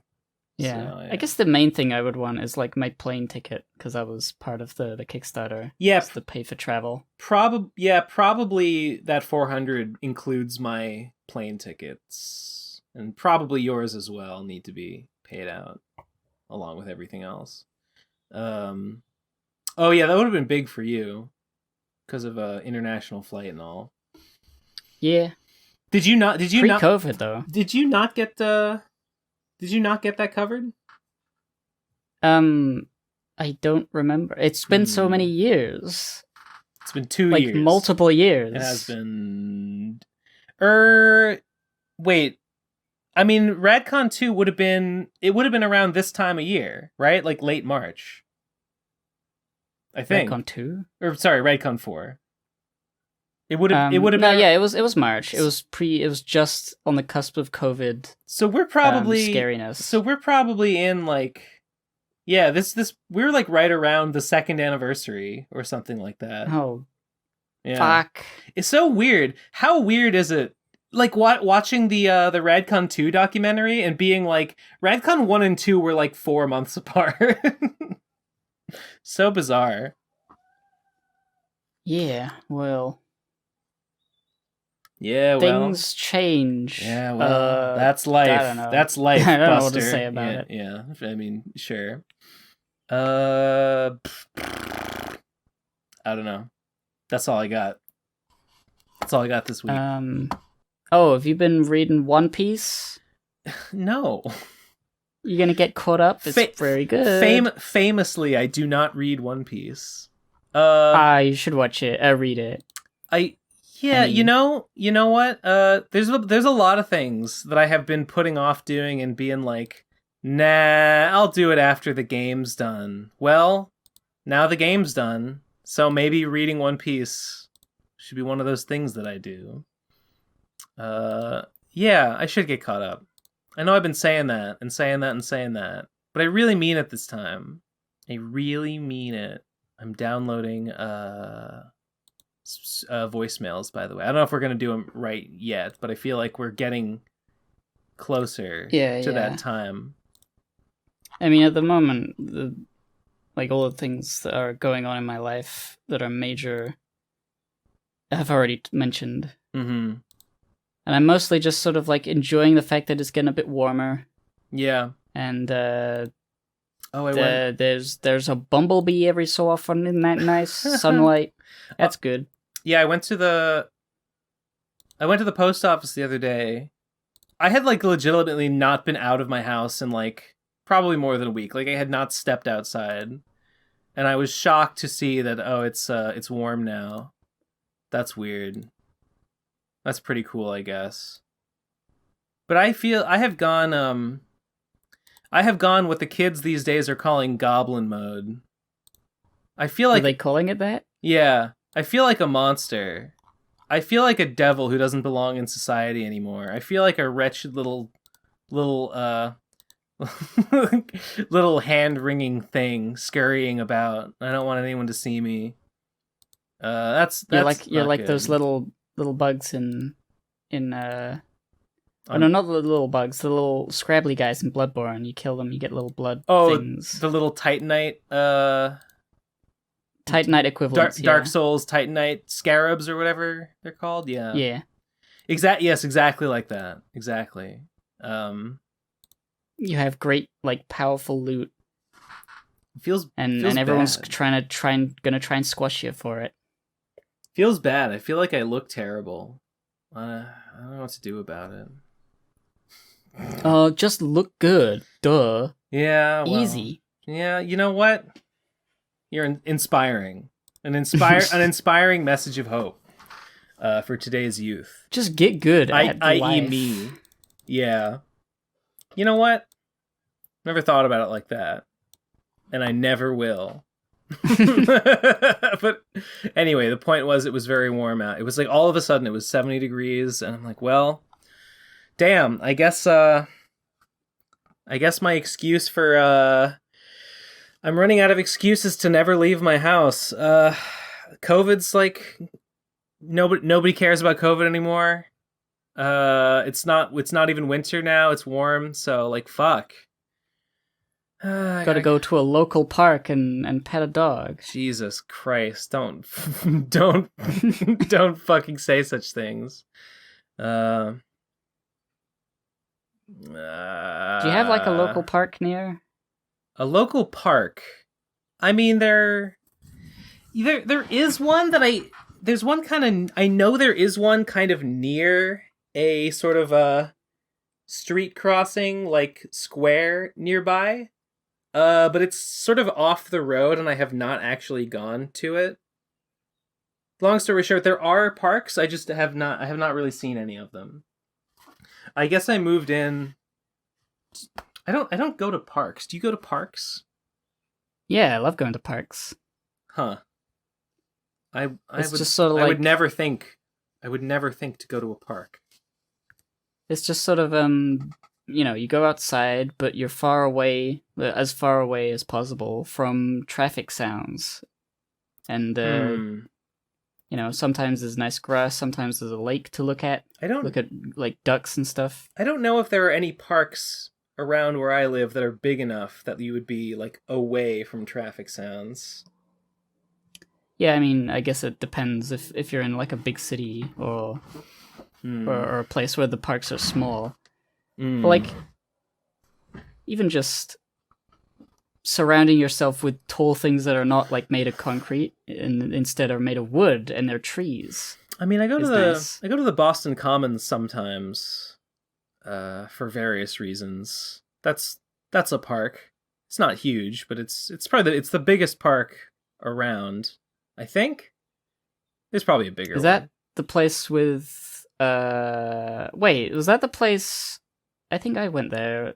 I think you probably did. It was really cold, and we probably played Pokemon Go. Yeah, I think you did go there with us. And another time, I think you and Munchie did like a with RFCK Con or something with signs. Yes, the slime. I remember watching a stream of you walking around a big green area. Slime war slime now. Signs. Slime war now. Slime war now. Yeah, that was in the common. It was also the place where I went to see Andrew Yang give a speech when he was running for president. It was where we went for when it was cold for that time you were here. Yeah, so that's the common. I go there once in a while, just for various reasons. I gotta go. Actually, after this is over, I gotta go to the.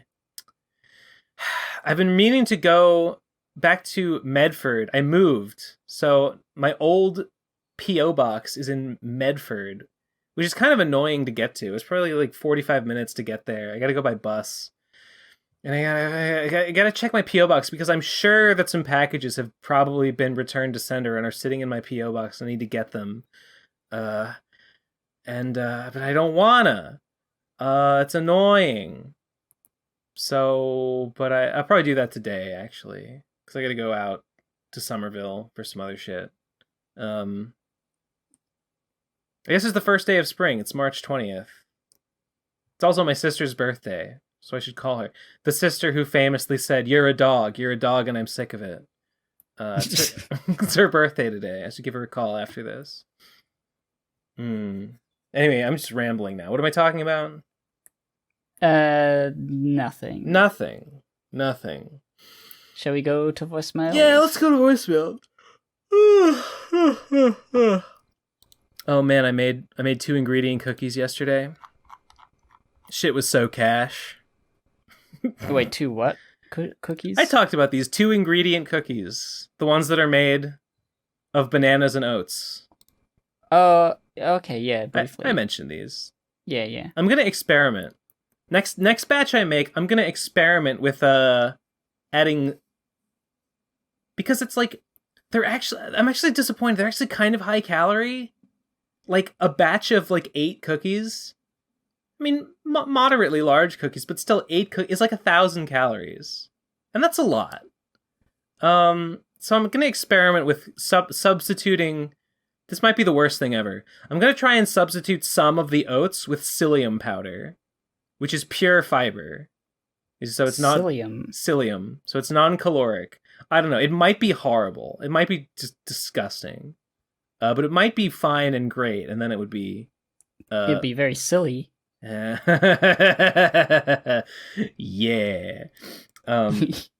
Do you want me here? I'll post. Oh yeah, sorry. No, are you gonna post them? Yeah, sorry. I'm getting them. This one is called. Sorry, I've got a lot of fucking folders open at the moment. This one is called. This one is for Gib and not Ben. Okay, so the both of us will be listening on 3, 2, 1, go. Hey, Gib, you said previously that on your Money Spenders podcast, you have gone over details on development of Pumpkin Alley. Some, yeah. Very vague details. Without spoiling it, how much detail did you go into the process? A lot? A little? No? Buy it and find out? Biden will find out. Oh, he fucked around. Now he's gonna find out. I feel like there's not like a wealth of information about like the process of making the game. I can't remember exactly what I say, but like I wasn't like documenting it like very rigorously, and I wasn't programming it either. So like how the game works is like secondhand information that I get from like watching Charlie struggle with something, and I'm like, we workshop like possible solutions to problems and stuff like that. When it comes to like what I was doing for the game, I was doing animation, but I don't know how to like talk about the process of doing animation for a 3D thing. I don't know. I can't remember. Oh, that reminds me. I forgot to record that. That I said I was going to do a patron podcast, and I haven't done it yet. I'll do it this week and hopefully have that out before this episode comes out. I meant to have it out by the time the last episode went out, but I didn't. Oops. Whoops. Oops. Yes, exactly. Okay, next one. Yes. Got a fucking pop up, an antivirus pop up. Okay, the next one is called dating advice. 3, 2, 1, go. Okay, you wanted to give dating advice? My girlfriend wants to stick a chopstick up my ass. Should I let her? Yeah. Where's the other chopstick going? It's gotta go somewhere. Ow. How are you going to pick things up with chopsticks? Is she going to put one in her ass, and then you combine your powers to pick up the food? That... God. Stop. No. Disgusting. Look, I'm just thinking. I'm just riffing about the practicality of this. Good. I'm glad somebody's thinking about the consequences. I don't want to talk about this anymore. That's terrible. Next voicemail is called Texas Anti-Trans Stuff as of March 13th. 3, 2, 1, go. I'm a little late, so I'm responding to you talking about this 2 weeks ago. Hopefully I'm not just repeating information someone else said, but I want to clarify what's going on in Texas with the anti-trans stuff. The first thing is that it's not new legislation. There's no new bill here. Essentially, Texas Attorney General Ken Paxton out of the blue released a statement saying gender-affirming healthcare constitutes child abuse. And then Greg Abbott, the governor, turned around and was like, yeah, that's definitely true, and I'm going to issue a directive right now to send CPS to investigate families of trans children and threaten to tear them apart. Also, this has the effect that psychologists and shit are required to report trans children to the state, so a lot of clinics just immediately close their doors to adolescents outright. This has been happening. Families are terrified. CPS workers were diverted from real cases of child abuse. No checks and balances, no need for anything to be passed by other lawmakers, just Abbott abusing his position to terrorize his citizens. Yeah, I know. One of the families is suing the state in a case called Doe v. Abbott, and the first hearing for that was on Friday, March 11th. The state's defense was utterly pathetic, and the judge sustained an injunction to prevent the investigations from continuing until the next hearing in July. Ken Paxton, the Attorney General, then submitted an appeal the very same day and said that he's not going to let the investigation stop. I don't know if he has any way of doing that, but I am kind of fucking terrified at the thought. I'll leave more voicemails if there's more updates before the next show is recorded. This voicemail was left on Sunday the 13th. I did hear about like a court ruling that I didn't realize it was not new legislation. I did hear about a court ruling it unconstitutional. So that's good. But like it was blocked by the Attorney General, and like currently, the judge's ruling was blocked. Is that what? Like, I'm trying to think if that was what they said just then. Because like, does that mean that in Texas, like, families are still being terrorized by this new thing? Not new thing, but like. I am stuff. Bad thing sucks. I'm unsure. I think it seems like what it means is that it's under like judicial contention. Like it sounds like okay, there was a judge ruling against it, but like other forces are attempting to combat the ruling. So until there's a consensus on that issue, whatever's happening can continue to happen. I don't exactly know what's happening. I guess clinics being closed because of like the potential legal consequences is happening.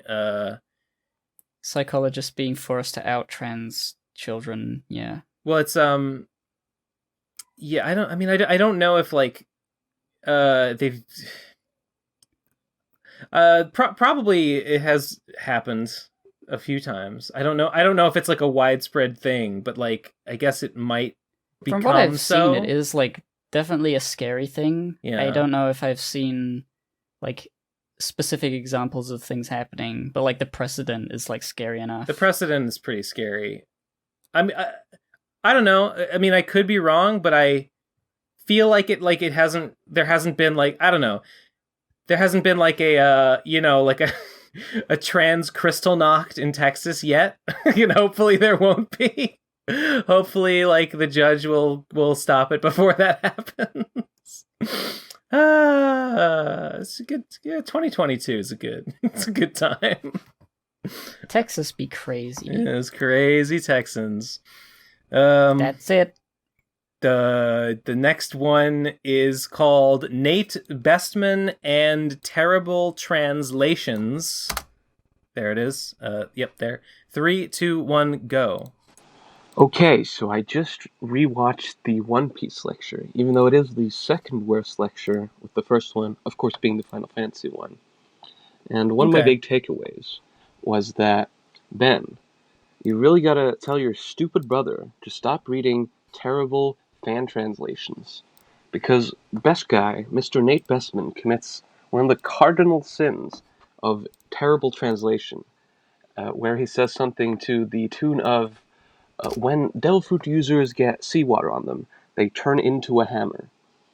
Now, the reason this is so bad is because the phrase kanozuchi in Japanese, which literally means hammer, figuratively is often used in Japanese as a phrase to mean somebody who can't swim. Yep. So, in a lot of terrible fan translations, which I assume are just translated with Google Translate, they just translate that word as hammer. They just go like, "Oh, you're such a hammer," even though in English that doesn't make any sense.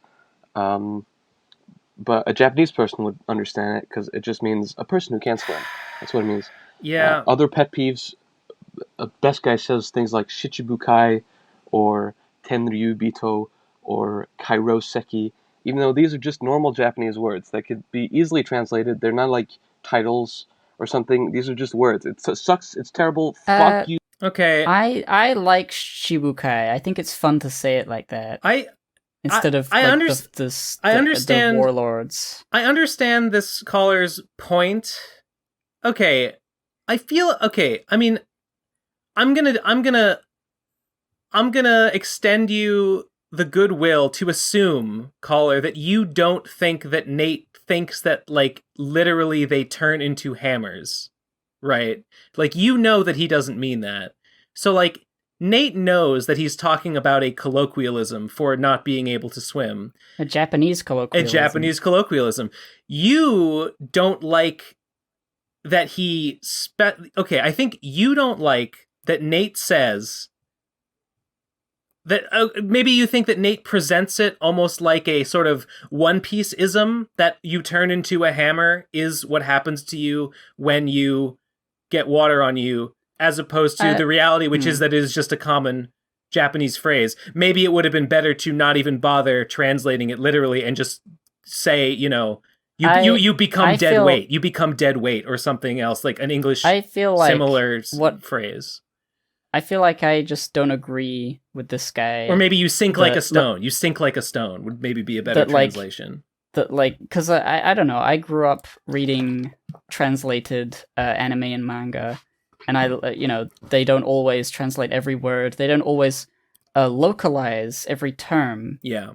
And so I feel like that's just sort of the fun, flavor of I don't know.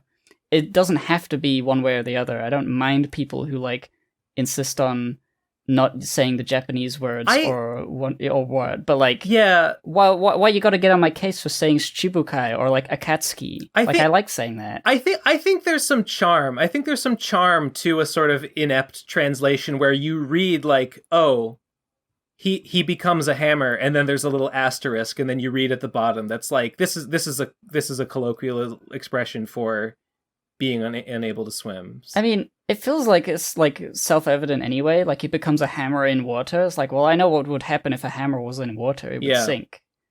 I think it's fun. It is also fun, and I appreciate the value of a localization that it would probably be a more natural reading experience to an English author, or to an English reader, if you don't have that, and if you just instead of just saying he becomes a hammer and then having an asterisk, and instead of just being you use an English phrase if water gets on you, you'll sink like a stone. You'll use an English equivalent of a colloquial phrase.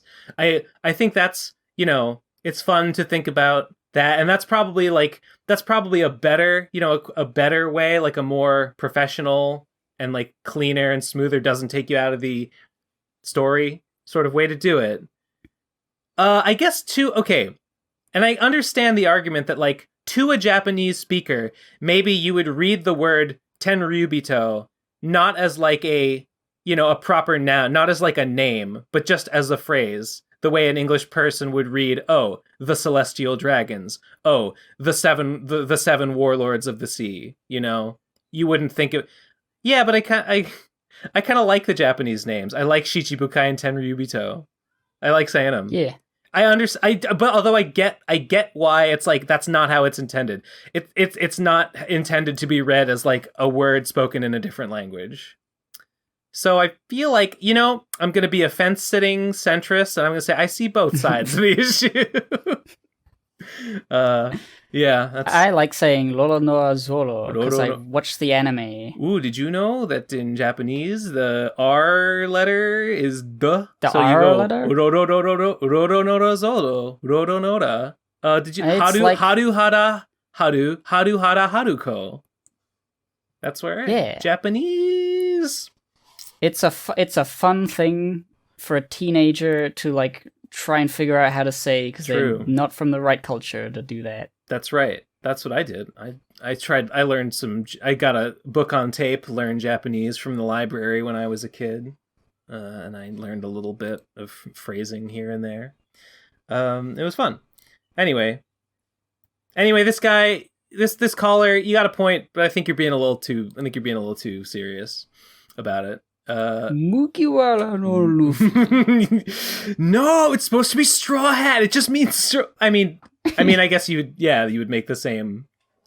I guess that makes it right because they're not calling him some fancy title Mugiwara. They're just calling it's Straw Hat Luffy. Straw Hat Luffy. It's colloquial. I can agree and accept that I would come across as a nerd if I went around saying Mugiwara all the time. But right. I just kind of like it. It's like that would be like if in the original they call him like they literally call him like Straw Hat Luffy da. Like there he is. Like they say it like that. Like it's a name, you know. But they didn't. Anyway, next one is... Oh, God. This one's gonna suck. This voicemail's gonna suck shit. It's bad. But I'm gonna play it anyway. How to get your podcasts on Spotify, Apple Podcasts, etc. Uh-oh. 3, 2, 1, go. Apologies if the Spotify situation has been cleared up already.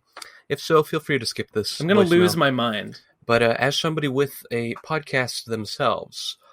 It's a Tales Gets Trolled podcast called Tales Gets Podcast. Please check it out. Okay. I might be a modicum of help. So the way you upload to platforms such as Apple Music or Apple Podcasts and Spotify is that you have to submit an RSS feed. This is torture. This is torture. And so how you update all the podcasts on like Spotify, etc. is just by uploading a new podcast to your RSS feed, then it automatically gets put on all the different platforms. Okay. So really, all you need to do is get your hands on that RSS feed and just upload the episodes that aren't in there to it. I assume Tom set up the RSS feed, and I don't know how you did it because there's many ways of doing it. Some you can make it yourself, or you can use like a service to make it. So you upload episodes through that service. This is literally the worst. Yeah, you really just got to track down Tom and like steal the RSS feed like right out of his hands, like missing the point. Start uploading. This is like episodes. How did you talk for 1:30 and convey zero information? I know all this. We still need to get a hold of Tom. Thanks for nothing. Like I'm literally angry. I'm literally angry at you for making this. Like what is wrong with you? Why did you think I needed to hear this? Yes, the point is, yes, Tom controls the RSS feed. Yes, I know. Yes, Tom is in charge. Yes, I just got to get Tom to do it. I know. That's what I've been saying. This week has been. I've gotten a bunch more messages I've gotten a bunch more messages from people asking me, Ben, can you please? No, I know I asked already, but can you please put them on the podcast apps? And like, how many fucking times do I have to tell you? I don't have the power. Tom's in charge of it. Tom has the RSS feed. How many fucking times do you have to hear that it's not my fucking problem? Why are people still asking me about it? Why don't they ask Tom? Like, what could I do to make it clearer that somebody else is in fucking charge of it? I don't get it. Whew. Don't ask me again, you fucks. Okay. That's it. Because Tom doesn't answer me. Tom just ignores me when I ask him about it. And that's the truth. That's just where we're at with that. So now you know. Like it's if I just won't answer. I just won't answer anymore. I just won't answer anymore. Anyone adding me about it, because like I don't respect it. Okay. Whew. Anything else? Duh.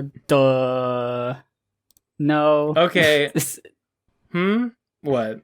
I don't know. I see Tom tweeting about playing Elden Ring. Yeah. I feel like surely you'd be able to just reply and say, "Oh yeah, sorry, I'll get around to it." Like at least that. I don't know what he's doing. Yeah. No, I haven't he obviously DM'd him myself. Okay, but, like, okay. I haven't DM'd him, but I've added him. You know what? Should we DM him? You know what? Okay. You know what? Maybe I'm being a little bit of a bitch right now because I have not actually. You know what? I'm gonna do it right now. I haven't done it before. Say, hey, DM Tom. All right. And I rescind all my previous anger. And if it doesn't get fixed after this, then I will unrescind it. I had assumed you already DM'd him and he just hadn't responded. That's why I thought. No, I just added him in the PCP Discord, which I'm like, he would have seen it, obviously. Like he, maybe not. I don't see why not, but I don't know.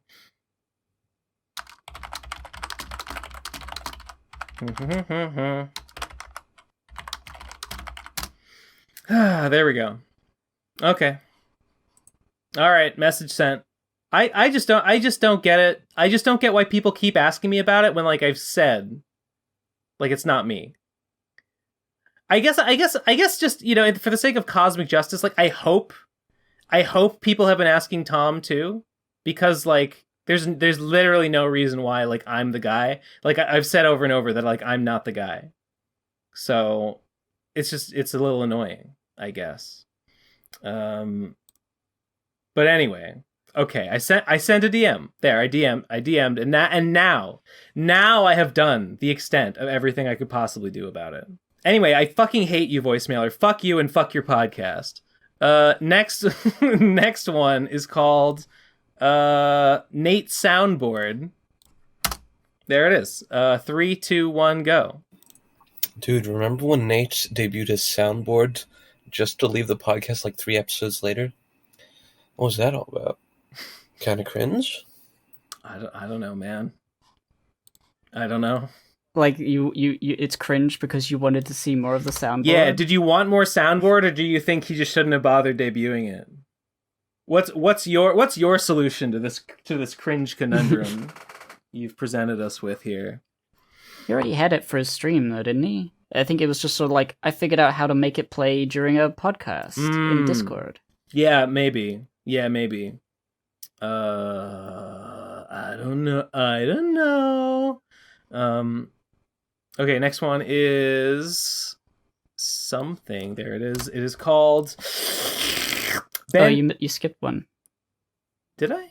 The 6 seconds. Oh, right. Sorry. Yeah, that one's Ben Saint's Weekly Reminder. 3, 2, 1, go. Welcome to Ben Saint's Weekly Reminder to go to the library. Yeah. Have you done it yet? No, not yet. I'll do it. Yeah, I'll go to the library. I've been playing Hades. I just released the game a few days ago. I guess it's been like 4 or 5 days. Just been playing video games and setting up book pages. I'll go to the library. I'll go to the library one of these days. But thanks for the reminder. Next one is called Ben Saint Character Inconsistencies 2 Come On Writers. 3, 2, 1, go. When the character of Ben Saint reacted to the reveal of the new Pokemons, he uttered this phrase: "I haven't played a good Pokemon game since Y2. However, in his own Pokemon Sun Nuzlocke, he said this: I love this game. So, no wonder No, I this didn't. character is so controversial. He is so inconsistent. The writers don't even know what to do with this character. I mean, come on, man. Get some consistency into the Ben Saint character now." I remember, like, I had a pretty okay time playing Sun. I felt more positively about Sun while I was playing it than I do in hindsight. In hindsight, I think it was pretty underwhelming, and I think a lot of the changes they made were bad, and I don't think it's a good direction for the series, and I'm not very happy with it. At the time, I thought it was okay. Even still, I don't think I would have sighed and said, I love this game. It just doesn't sound like something I would say. I don't believe you. I think you're lying. It sounds like the sort of thing you would say sarcastically when Maybe. something terrible happened. Yeah, that sounds about right. Okay, next one is called Rip Capitalism. 3, 2, 1, go. Hello, this is Nikolai brother Zelensky. He made it. No, Nikolai dead, and no more Oh, calling his in. brother. He didn't make it. Okay. And I no be calling in either. 'Cause I don't like dirty capitalists. Goodbye. Goodbye. Bye. Thanks. See ya. Thanks for letting us know that Nikolai died. That's a shame, but at least we have closure. Closure on that arc. Okay. Next one is called Biscuits or Cookies. 3, 2, 1, go. Good day, you old skippers. Here in Newfoundland, some old Newfoundlanders still call cookies, what do you call it, biscuits. So it's not a high-class thing when it's dirty old Newfoundlanders are calling it that. Dirty old what, Manders? I think he's saying Nuka-landers, like from Fallout? Like Nuka-Cola? Here in Newfoundland. I think he's saying Nuka-landers. I think there might be a Fallout. I think that's a Fallout location, is what I think, but I don't know. I have not played that one. Okay, whatever. Good. Next one is called... What is it called?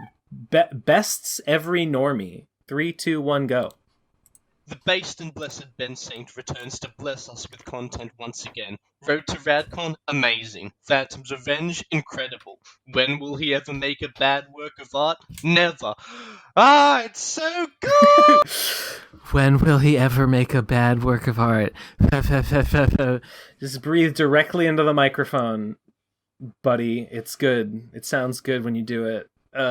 Thanks for liking my shit! Okay, next one, I guess. That was... Here we go.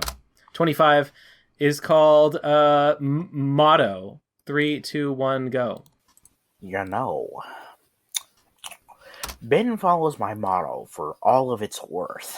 If you're good at something, never do it for free. Also, Gib makes really funny puns, and I love the occasions when they happen. I love that gal. Thank you, the Joker. Thanks, the Joker. Wow, I can't believe the Joker's a fan. Yeah, specifically the, what's his name? Dark Knight and Joker. Heath Ledger. Heath Ledger. Yeah, specifically that Joker. Oh no, this is just like, but this is just like, we have a problematic fan who did terrorism. This is just like when like Lauren Southern fans like committed all those mass shootings. It's like, oh, we gotta disavow all the actions of the... That's fine. That was a really good movie. Yeah, it was a really good movie. Yeah, the terrorism was kind of cool. The Joker did all that terrorism, but you know, they turned it into a really good movie. Yeah. So it all balances out. Okay. Yeah, true. Oh wait, I skipped one. Whatever. The 26 is called... there's an image file attached here. Let's let me get the link. Oh, it's a Phantom's Revenge end screen. There it is. Eleazar, blur out the Blur out the image. Blur out the spoilery part with the image. Yeah, just show the text. That part's we can't. No spoilers. No spoilers here. Okay. Anyway, 3, 2, 1, go. So I just started listening to this podcast around the end of 2021, so I don't have any nostalgia of what it used to be. Oh wow! But I catch up by randomly listening to previous episodes that intrigue me.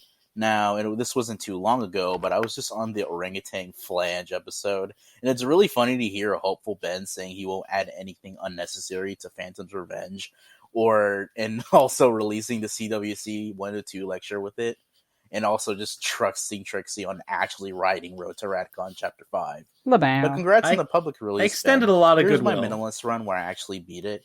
It didn't actually take me 10 minutes because I closed the tab after a break. And then I proceeded to drop in at the last 10 minutes of Gibbs' stream. No, it did take you 10 minutes. Because that's the time for the run. You're not the first person to say this, and I feel like people don't get that, like, the time is not the time you spent playing the whole game. It's the time you spent in the run. It's always like that. So no, it definitely did take you 10 minutes. Don't worry about it. It's pretty fast, though. I haven't seen anyone try to speedrun it. I haven't seen anyone try to speedrun Pumpkin Alley either. Oh. Yeah, when the hotfix comes out, I will explicitly ask for people to do that, because there's a lot of, like, because it's a 3D game, there's lots of, like, potential for, like, time saving and like skips. I want to see what people can figure out. I did not add anything unnecessary to Phantom's Revenge. Everything that ended up in there was 100% crucial for the experience. Except Slime Coin. Texturally. It's texturally necessary. It changes the way you feel about it. Yeah, I guess. No, I'm just kidding. No, obviously you're right. Yeah, Slime Coin is totally pointless. Floor reflections, pretty much a waste of time. They look nice, but I could have gotten away with that. They were nice. I could have gotten away without them, and honestly, I probably should have. But oh well, whatever. But nothing unnecessary. What else did he say? About I think on a Patreon podcast, I will probably go into, like, stuff that I sort of thought about adding to the game. I have a whole list of things that I was considering, like, I would like to maybe add this to the game, but then I was like, no, just you have to stop. It has to stop somewhere. There were a few features that I was, like, really considering. Also, like, before I really, like, got a lot of the game, like, nailed down, like when it was just a battle system with, like, nothing in it, there was a lot of, like, I was considering, like, a different sorts of, like, enemies and stuff. I had, like, different ideas about what it could have been. I don't know. There's a lot of things it could have been. But it is what it is, and that's a tautology. Anyway, the next one is, there's no voicemail. There's just a link to a tweet from Doid Gazer. Oh, yes. Yeah, this is really good, actually. Doid Gazer's, I haven't seen this. I saw this on, on Twitter. This is actually really good. The PCP Iceberg. Sorry. Okay, so or maybe Horseshoe Crew. No, it's the Void. It's like it's supposed to be like the Void Gazer's, like, Trixie the Golden Witch Iceberg, I think is what it's supposed to be. Oh, is it? I think so. Well, I feel like this is PCP stuff, because, like, even at the top, Starfleet weird utilitarianism has nothing to do with Trixie at all. Yeah, you're right. Us PCP. Did we use that hashtag? I guess we did. Yeah, for when we were doing questions instead of, like, voicemails. Yeah, we did. Rebel Pixels, neurotyping. This is all normal stuff. Yeah. Max Revive TBAP, Mining at Night, Psy, Wonderbread, Ripple XRP, Group Piss /shit, What's your favorite anime? Yeah, 1111. Riddle my ass, Batman. Where's the podcast? I'm gonna wait and I'm gonna go down until I find something I don't even remember. I don't remember what's your favorite anime. That was a question we got like annoyingly, like frequently, because like people thought it was Digibro's anime podcast. Yeah, lol. And so there would be like, come up with better questions, and that was like a thing we would rag on, I guess. Monkey Kick. What's that tiny Ben recorded through speakers? What does that mean? Do you remember that? I mean, I know my mic used to be pretty bad. I don't remember Ben recorded do they mean through that speakers. Do they mean like you were recorded via someone else's speakers of your voice? That's what it sounds like. To. Yeah, I'm not sure either. Let's keep going. Pizza jumps. Maddox synchronicities. Ben and Jackie's college fun. That's a good one. That now there's a piece of like lost media right there. Yeah. Maddox synchronicities is that's not like. Do they just mean like oh, there was a breakup and somebody's got to be the dick and somebody's got to be the Maddox? I think that is what they like. mean. Is that? Yeah. Not really. It doesn't really line up. That's not really like a high profile thing. Yeah. Like that's just like a hey, is in some ways this one thing that happened resembled another thing in certain aspects, like crazy. Tom is Kazzy groomed Munchie. now that one I'm familiar with. Gib writes for Doctor Who. Jesse, okay. I think this point when you get to the beluga whale, that's when you just go from like. Well, I guess Tom is a vegetarian is not true, but like that we used to say that. You know, we used to say Tom was a communist too. That used to be a thing. Tom was in one of the rumbles. Yeah. That was way back. Gib writes for Doctor Who. What is that in reference to? It's because you're. Is it just that I do writing stuff? Because you're a show writer. You did because you do writing stuff for a secret project. I am still. Yeah, so it's Doctor Who because you're British. Oh, well. What else would true. It be? Yeah. Devu is a. Why Devu wasn't at Radcon 3? I don't remember that. Why wasn't Devu at Radcon 3? I think she just didn't want to come. I think it's as simple as that. Or wait, had she left by then? Radcon 3? No. Maybe a little. Are you sure? I don't remember. I know at some point she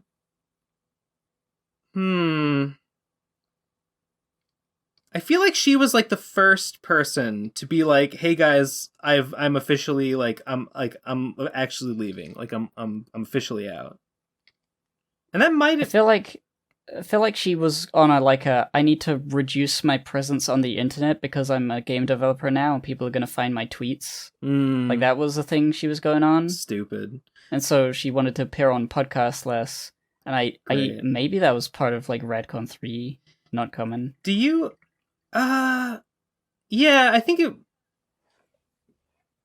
You know, I don't really exactly remember like if there was any particular reason or if it was just like she was just like yeah. You know, she deleted her Discord recently. Did you know about that? Like she started a Discord. I didn't know she had one. She put out like 2 videos, started a Discord, and then deleted it. And said like, this was like a YouTuber Discord? Yeah, like a Devu cord to go along with like... I remember, it's very strange. I remember she said, she messaged me to say some shit about Trixie or whatever. And then she said she was considering like getting more back into like being online. Then she made a Discord and was like, I want to be more online. Then, like, I want to be in like a community, whatever. Then she Big mistake. big mistake. And then she put out that Fievel Goes West video. And then I think she did one more video after that. I'm not sure, like more like maybe like a week ago or 2 weeks ago, which I missed at the time, but it's there. And then like a week ago, she was like, "Yeah, guys, I've decided that this was like I was testing it out, doing community, being online. Don't want to do it. I'm deleting the Discord. Bye. Maybe I'll keep making videos, but no more community." Stupid. I don't know. It's dumb. Yeah. Anyway, So in the lowest category, then there's Devu as a symbiote. mhm. Is that like the Devu collective, that joke, or Probably. is it something different? It's probably. I mean, none of these are real at this point. These are all No, but like I'm trying to, because like I feel like the Devu collective was a very well-known joke in comparison to some of these other things. I don't think. Yeah, that's what makes me think it's not that. I think it's saying like Devu is not a real human. Devu is actually like a creature that like maybe latched onto like a Trixie or something. That was like a parasite growing in Trixie's body or something. Not a human. I vaguely remember Mage as a tulpa, but I don't remember in what context. Was she on an episode where we were talking about tulpas? I don't think these last ones are even like based in anything. Fiance blood ritual. Gamers Tavern is XKGP. Sounds pretty legit though. I mean, we don't know how old he is. Yeah, I guess not. Like exactly. No. It's true then. It's just true if we don't know something. So it's true. Yes, so it's true. If we don't know everything, then like anything could be true. As far as I'm concerned. Sorry, I'm putting my bathrobe on because it's getting chilly in here. Okay. So yeah, this is great. I love this. It's pretty good. Yeah, this is really good. A lot of funny jokes and references to things, and Ohio gozaimasu. I forgot. You know what? I still have the list here. I forgot to put Kyle and Funnyman and Doid Gazer on the voice grail, but I have them written down here. I'm gonna do it after we're done recording. They're going on the list. They're going on. They're getting in there. They're making the grade. Actually, you may as well do it now because I need to pee. You know what? I fucking will. A few moments later. Yeah, I'm back. They're in. They made it. They're in the document. It's official. Hooray! Hooray! Okay. Let's get a move on because we have like too many fucking voicemails this week. Next one is called. Oh shit! I lost my place. Next one is called Aston Villa. 3, 2, 1, go. What are your thoughts on the Trash Taste podcast? Thoughts on what? Trash Taste.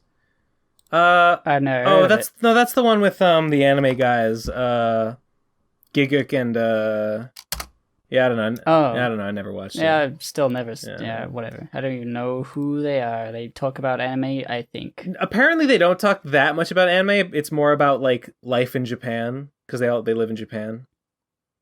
You ever wake up and you say "Ohayo gozaimasu"? Next one is a YouTube video. It's just a link to this one I posted here. Sierra. I know games from Sierra. Oh, this Ken and Roberta Williams. These guys like were the Sierra developers or whatever. It's a interview with the Sierra developers. Okay, it's a 40-minute video. I'm scrolling through, looking at what games they're talking about. I don't think I know these particular ones. Why would you send this as a voicemail? Maybe you thought it was interesting. Well, they were wrong. Well, they were fucking wrong. Next voicemail is called Ben, why did you teach in Poland for our Your of Polish Bilu?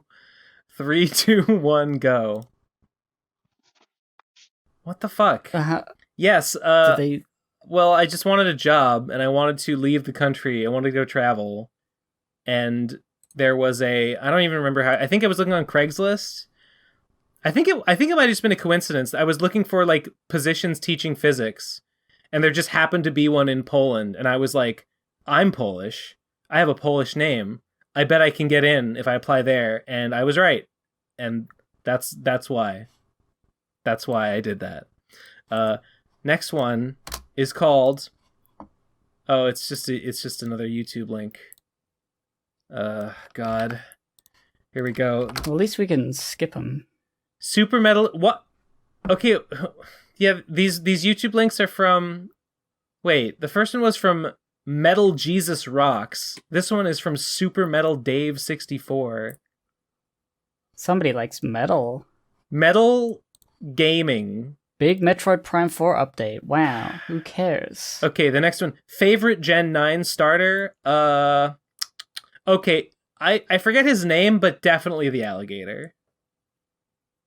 Oh, the ones that have just been released? Just been shown? Yeah.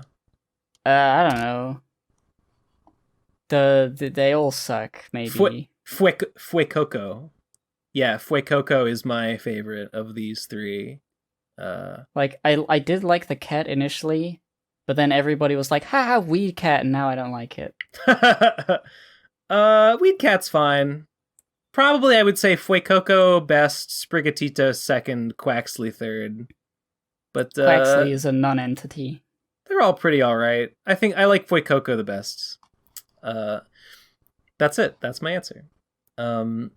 Okay, next one. Shit, sorry, I lost my place. I'm stupid. Oh god, it's a long one. Okay, this one is called The Best Non-PCP Lectures and the Problem with Most Lectures. There's no way this needs to be a minute 30. 3, 2, 1, go. Alright, the best non-PCP lectures are the Tectonic Improv Linkara one, as well as the WIP University Christian Reformation one, IMO. I haven't heard of that one. There are some decent ones, like, for example, the Ash Vampire Bionicle one. No. As well Ash as Vampire's even a piece of shit, and his lecture Yig sucks. Studios Russell Greer one. The problem with most lectures, though, and the vast majority of lectures, are similar. Wait! Did this idiot just recommend the Void Gazer's Russell Greer lecture? That the topics aren't good for lectures. Is that what just happened? Conducive to the lecture format. I wasn't listening. Like this guy, Final Fantasy. And, this guy is serious. This guy thinks that the Ash Vampire Bionicle lecture and the Void Gazer's Russell Greer lecture. I watched like 5 minutes of that Russell Greer one, and it was like incoherent, and I didn't know what he was talking about. Okay, format, whatever. And there's like loads of them. I'm done. I've had enough. No, we know. Whatever. Lectures. You got to choose the right subject matter. It's got to be something. Yes. Oh my god. It's the same fucking thing. He says, "Oh, it's better to just watch the thing. You need something that you need a lecturer to explain it to you on." I know. I'm gonna feel really bad if this is like a new viewer who like hasn't like heard us say this exact thing like 1,000 times. But, well, guess what, buddy? We've said this 1,000 times. Oh, I'm mad at the voicemails today. Next one is called Lectures Part... Oh, God. He didn't make a sequel one, did he? Next one is called Lectures Part 2. AKA Why Nate is Cringe, Don't Copy Him. No, we're skipping it. No, I won't listen to it. Wow, we actually skipping it? I'm not listening to that one. Unbelievable. I've heard all I need to hear. Next one is called it's a YouTube video. Oh, okay. This is from What the Fuck Was This Video lol@gmail.com. Okay, this is the latest Yig Studio video entitled We Have Elden Ring at Home with a thumbnail says Elfen Ring. I watched like the first minute of this. It's performing about as well as all Yig Studio videos do. I think the gist of it is my computer is Instead bad. of playing the Elden Ring, I'm playing Elfen Ring. I'm playing. It's not actually called Elfen Ring. Oh. It's called like something Ring. Whatever. Ring a ding ding. I don't know. It's just it's just a video. I assume. Like, hey, I didn't play Elden Ring. I played this other old RPG instead. That's the video. I don't know. That's pretty soon, by the way. I will be playing Elden Ring on stream. Once the Lord of Ghosts things get shipped off, I'll finally be able to play. You said you wouldn't play it until Lord of Ghosts. I gotta admit, I have felt like I've been missing out on something by not playing Elden Ring. Everyone seems to just be having such a great time playing Elden Ring. Yeah. It's just like universally like that's a good one. So I'm like I'm sure I'm gonna have fun with it, and I would enjoy the process of streaming it and having everyone in chat be a veteran of the game and being like no you gotta do this, you gotta do that, and I'd be like what, and then I'd die. That would be fun. I want that to happen. That does sound fun. Okay, the next one is called Do Not Listen, Sent by Accident. Sorry about that. And Krezathor on Discord sent me a message saying, hey, don't play that message. I think it is just like silence. Like it's just like, I think we literally just like butt dialed us or something. So we'll skip that one. That's fine. No problem. Next voicemail is called No Tom, No Watch. I wonder. Wait, shit. Oh God. I'm struggling with all my windows because my second screen is broken today, or like it's not working and I don't know why. So I'm struggling to organize everything on my screen. There. No Tom, no watch. Okay, 3, 2, 1, go. I'm starting to side with the guy who says no Tom, no watch, because where the fuck is Tom? I don't know. Fuck you. Okay, next voicemail is called He's tumbling down. He's playing Elden Ring and hanging out with Saberspark. That's where he is. Apparently he moved to Virginia. He said he's yeah, I mean I just heard this secondhand. He was saying for ever and ever that he was moving to Ohio. And then apparently he just moved to Virginia. I guess. Well, gotta move somewhere. You gotta move somewhere, I guess. Okay, whatever. Next one is a message for voicemailers everywhere. 3, 2, 1, go. Everyone, or all the voicemailers, we gotta stop sending messages. Yeah. We gotta stop sending voicemails. Stop.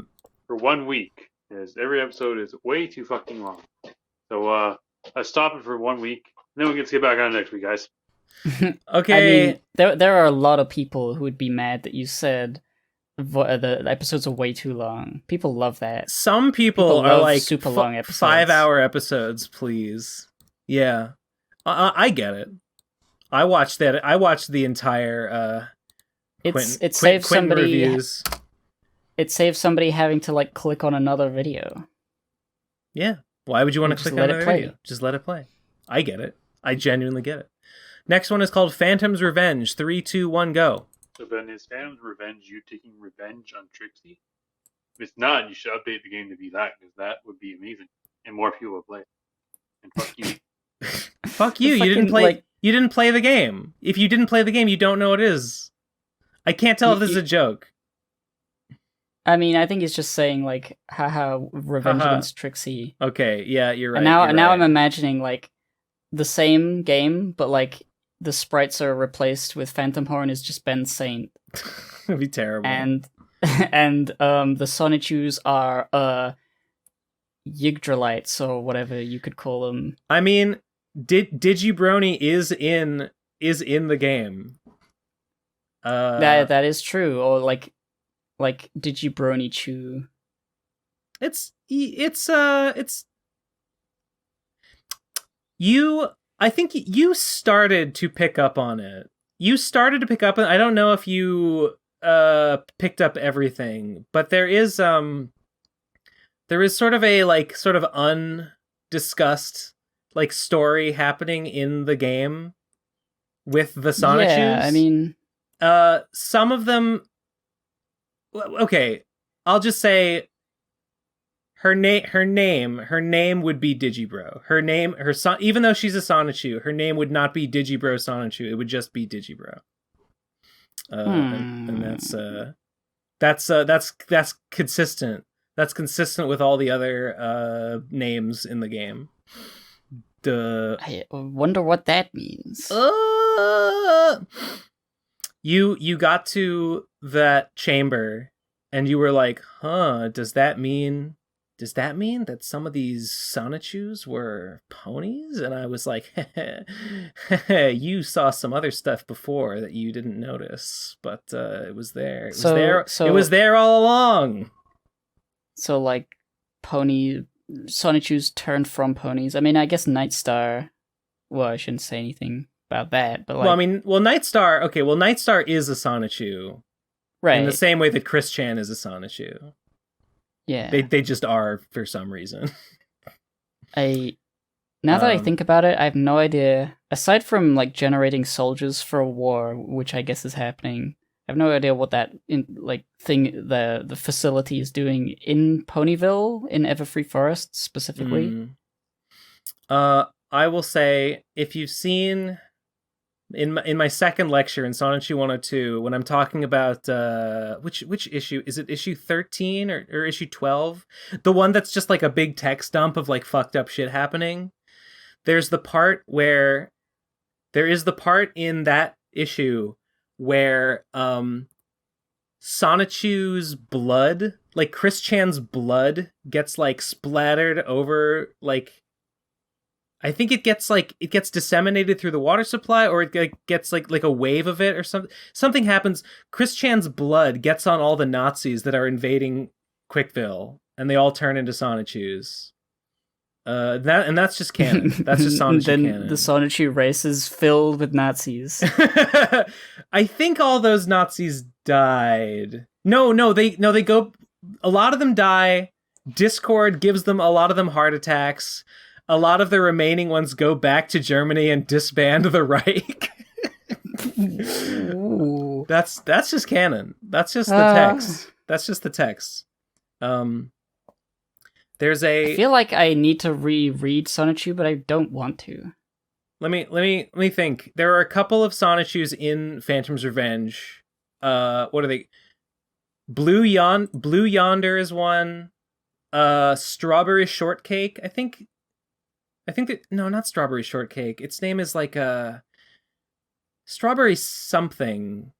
Strawberry Cream? I think it might be called Strawberry Cream. And there's another one called Roaming Service. And there might be one or two others too. But a few of the Sonichus have some descriptions that might stand out a little bit.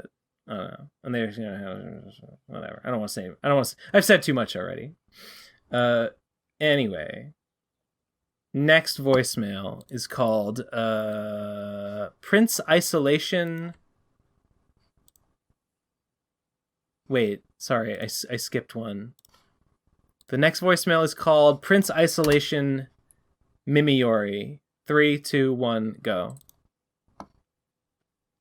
Last episode, you were talking about the Twitter artist Mimiori and her Among Us Girl comic. Yeah. And I just wanted to mention real quick, in case people don't know, that she also makes a webcomic that's original, Serenity, called Serendipity, which is about an overworked, depressed, magical girl. And it's great, and everyone should check it out. Yeah. And I did fan art of it because it made me cry. Okay. Bye. Wow. That sounds nice.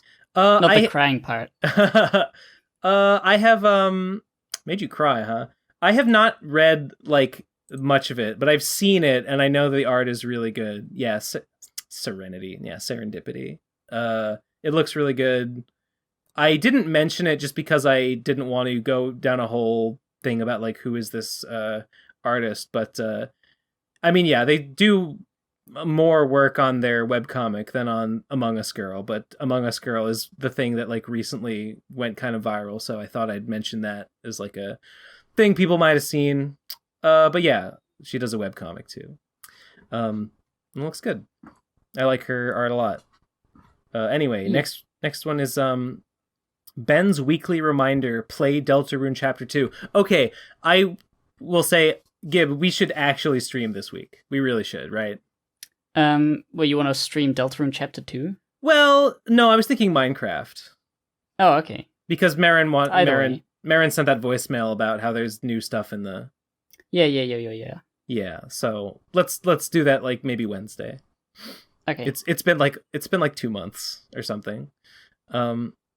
Okay, next one is called, I'm not looking forward to it. It's called Tonsil Stones. There it is. 3, 2, 1, go. Ben, on your tonsil stone thing topic, whatever. I've had these things since I was a kid, where these little pieces of food get stuck in the back of my throat, or like the back of my tongue, and they just get picked out once in a while. Ew. Great fucking voicemail. It's not food getting stuck in the back of your throat. It's like particles, it's bits like wedged in like the crevices of the tonsil. I guess the tonsil is at the back of your throat, but it's like inside the tonsil. It's not just like there. Okay, whatever. I've never had one before, and I'm not sure if that's what it was, but it kind of looked like one, so I don't know. I hope I don't have them all the time. That would be terrible. Like I said, it didn't like smell or anything, so like whatever. Next one is called, it is gross though. What do you guys think of the controversial new Mario Kart I don't know, I haven't seen it.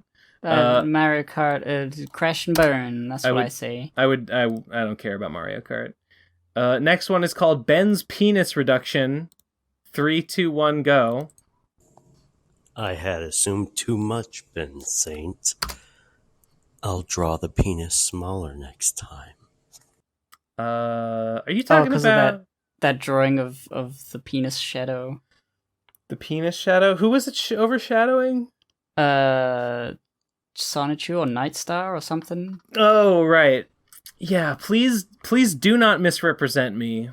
Please draw the penis small. Thank you. Next one. Okay, now next one is called EQD ENM. Right there. I posted it twice. Okay, 3, 2, 1, go. I mean, I was gonna play Phantom's Revenge, but then I saw them 3 little colored individuals. I just don't like the cut of their gib. Cut of their gib. If you know what I mean. Do you know what he's referring to? There is the comment on the Equestria Daily. Yeah, to explain. If referring to the Sonichu characters as the 3 colored individuals. He said, I don't like the way this looks, and you know what I mean. And someone, this was a comment on the post, and someone said, do you mean the blood, like on the sword? And he said, no, I mean the 3 little colored individuals. Yeah, he's talking about the 3 little colored Sonichus, but like, he said colored individuals. It's a classic brony struggle moment right there. Okay, next one is an image. This isn't funny, and it makes American lefties look... Oh, it's the Vaush. Oh, by the way, I was the only one with the right Vaush take last week, by the way. I'm the only one who's right. Everyone else is dumb. Vaush is... whatever. I've been so mad. The Vaush people are disgusting. They're sick. They're like as bad as Mauler people, honestly. They're pathetic. I hate them. This isn't funny, and it makes American lefties look bad. But wait, isn't that true about any tweet? This enlightened. It turns out that Twitter sucks. Literally any tweet makes American lefties look bad. Sad but true. It is true. This is me becoming the cop killer. This is me. This is the first time I discovered slime. This is after Nuts the beginning. This is when I traveled to Nlakakam and found the slime there. I went, ah! It looks great. It looks awesome. I love the wings. Okay. Next one is called Vaguely British Man is Miffed Again. There it is. 3, 2, 1, go. Hello, 'tis me again, vaguely a British man, and I'm back here because yet again, Ben Saint has done something bad. Mm-hmm. He has promised voice grail people such as Kyle Funnyman. I did it! And Doid Gazers. I just did it. That they would get into the voicemail documents 2 times, but he has not written them in the document. And this is getting me miffed. I'm being honest here. I'm being real miffed right now. Okay. Okay, that's it. End of voicemail. Yep, I did it. Gotcha, sucker. Thanks for the voicemail. Die. Next one is called Vroom Vroom. Or sorry, Voom Voom. 3, 2, 1, go. Okay, cool. Next one is called Buffalo from Phantom Fucks at Frontier.singles. 3, 2, 1, go. Howdy, partner. It's me, Buffalo Bill. Now, I reckon it mighty presumptuous of me to claim, bearing in mind 10-hour motion picture dissertations haven't graced the frigid frontiers of YouTube as of yet. But I do declare, you're gonna make a darn tootin' video game. Right on, partner. Darn tootin'. Wow, thanks, whatever your name was. Did he say his name? Buffalo Bill. Yeah, thanks, Buffalo Bill. I'm glad you thought the game was darn tootin'. Okay, thanks, bye. Next one is called Jebediah Preckingson's long-awaited return at pcp.rlm.com. 3, 2, 1, go. Hello, this is me, Jebediah Prickingson. Just wanted to drop in and just say my penis got very hard when Phantom drowned that bitch Nightstar. Spoilers. Thank you, Ben Saint. You're welcome. Spoilers. We can leave that in unbleeped because, like, it's hard to even understand what you're saying. Yeah. That was nice to hear from Jebediah. Nice to hear from Jebediah. Glad you enjoyed the ending of Phantom's Revenge. Hey, you beat the game, you got the ending, that's pretty good. Drawing the ending, I didn't like it. I found it very uncomfortable to draw that scene, but Gib, you told me that it was fine. Well, it's without getting too specific. Yeah. It's like somewhat gory. But yeah, a little bit. It's not like actually unsettling, at least for me, in terms of like visuals. Obviously, what's happening is maybe a bit like, ooh. It's not about like the. I guess you could call it gore a little bit. It's not like, it's sort of. But it's just I don't know. It's just like, it's like, oh, it's like what it says about Phantom Horn. Is like, that what makes you unsettled? It's, sort. No, not really. No, it was just like, it's not that it says like, oh, it's that it's bad. It's like, oh.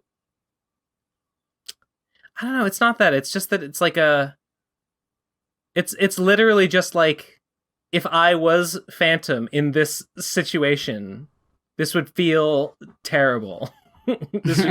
and like, that's it. So I'm just like, ugh, I'm just feeling it.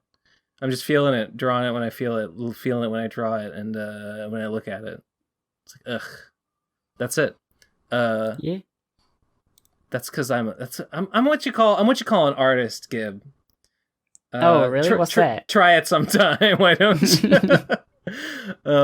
Next voicemail is called, did I upload it already? Yes, I did. saintcomics.com/patreon.com/bensaint.com 3, 2, 1, go.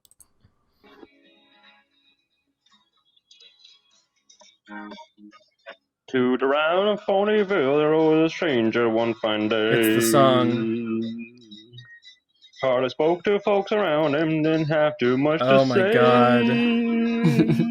Jesus. He was wanted and a killer, his slime level 10 and 4, and his slime court verified cal count number 1 and 19 more. Boy. 1 and 19 more. Jesus. Was this guy trying his it best? was early in the morning when he rode into the town.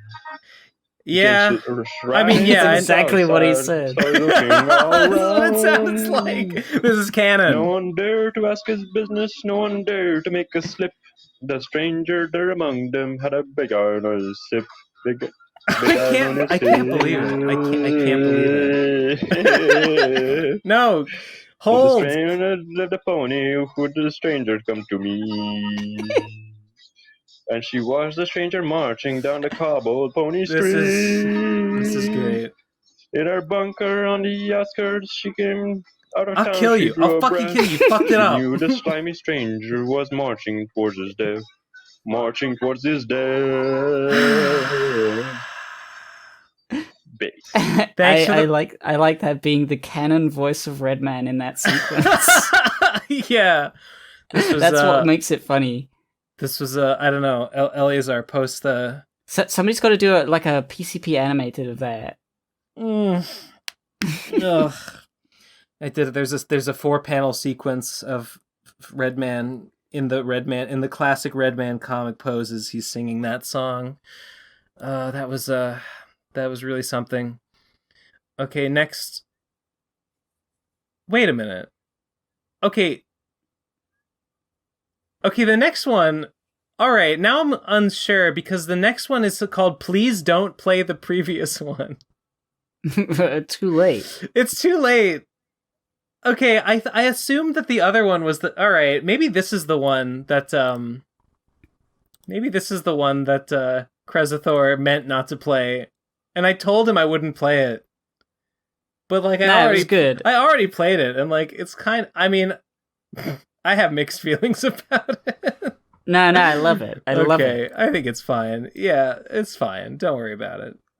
Next one is called oh god, I lost my place. Next one is called David Hayter Cum Collector. Oh wait, I haven't posted it yet. David Hayter Cum Collector. There it is. Okay, 3, 2, 1, go. So you wanted better voicemails to riff on. Here you go. Give Ben, possibly cheesy, as a comic artist to a comic artist, which platforms would you recommend for uploading They're all comics? terrible. Also, how much your sites cost you and how hard to maintain their framework is. They're all all platforms are bad. They're all terrible. If there's one, they're I don't know. I guess Line Webtoon is okay. It's probably the one most people use. I don't know. Yeah, Webtoon's all right. I don't feel like they're necessarily good for all types of comic. You have to be the right kind to get big, get noticed on there. Yeah. When it comes to my website, it's like a WordPress thing, and I pay for the domain, and since it's not .com, it's just .site. It's cheaper. I found I got it through Hover, which is. You may have heard of that. It's like a domain registering thing. Yeah. It's quite easy to use. My website I got through, I think it's called DigitalOcean. I pay $10 a month just to keep my domain active. Which is whatever. I pay £8 a year on giveandtake.site. Wait, do I pay $10 a month? $10 a month seems like a lot, but I guess I don't know. Damn. I know from my other website, it's £11 for a .co.uk for a site that I made for uni that I don't use for anything. I think maybe I just decided that a year, yeah. I think maybe I decided that I just wanted that .com really bad. .com? It does seem high now that I think about it. But I mean, .com. I don't know the legality thing. I assume that like you're not allowed to sell things if it's not a .com. Like you can't have a website if it's not .com because it's commercial. But I don't know whether that's actually enforced or whether that's true. There's no way that that's like enforced. I'll have to look into that because like I was thinking like maybe I should make giveandtake.com or something as well. I just think it's more expensive. I don't know. I just think it's yeah. I mean, I don't think it really matters. It honestly, I probably should have just gone for .saintcomics. .slime or whatever. Well, I mean, that would be sick.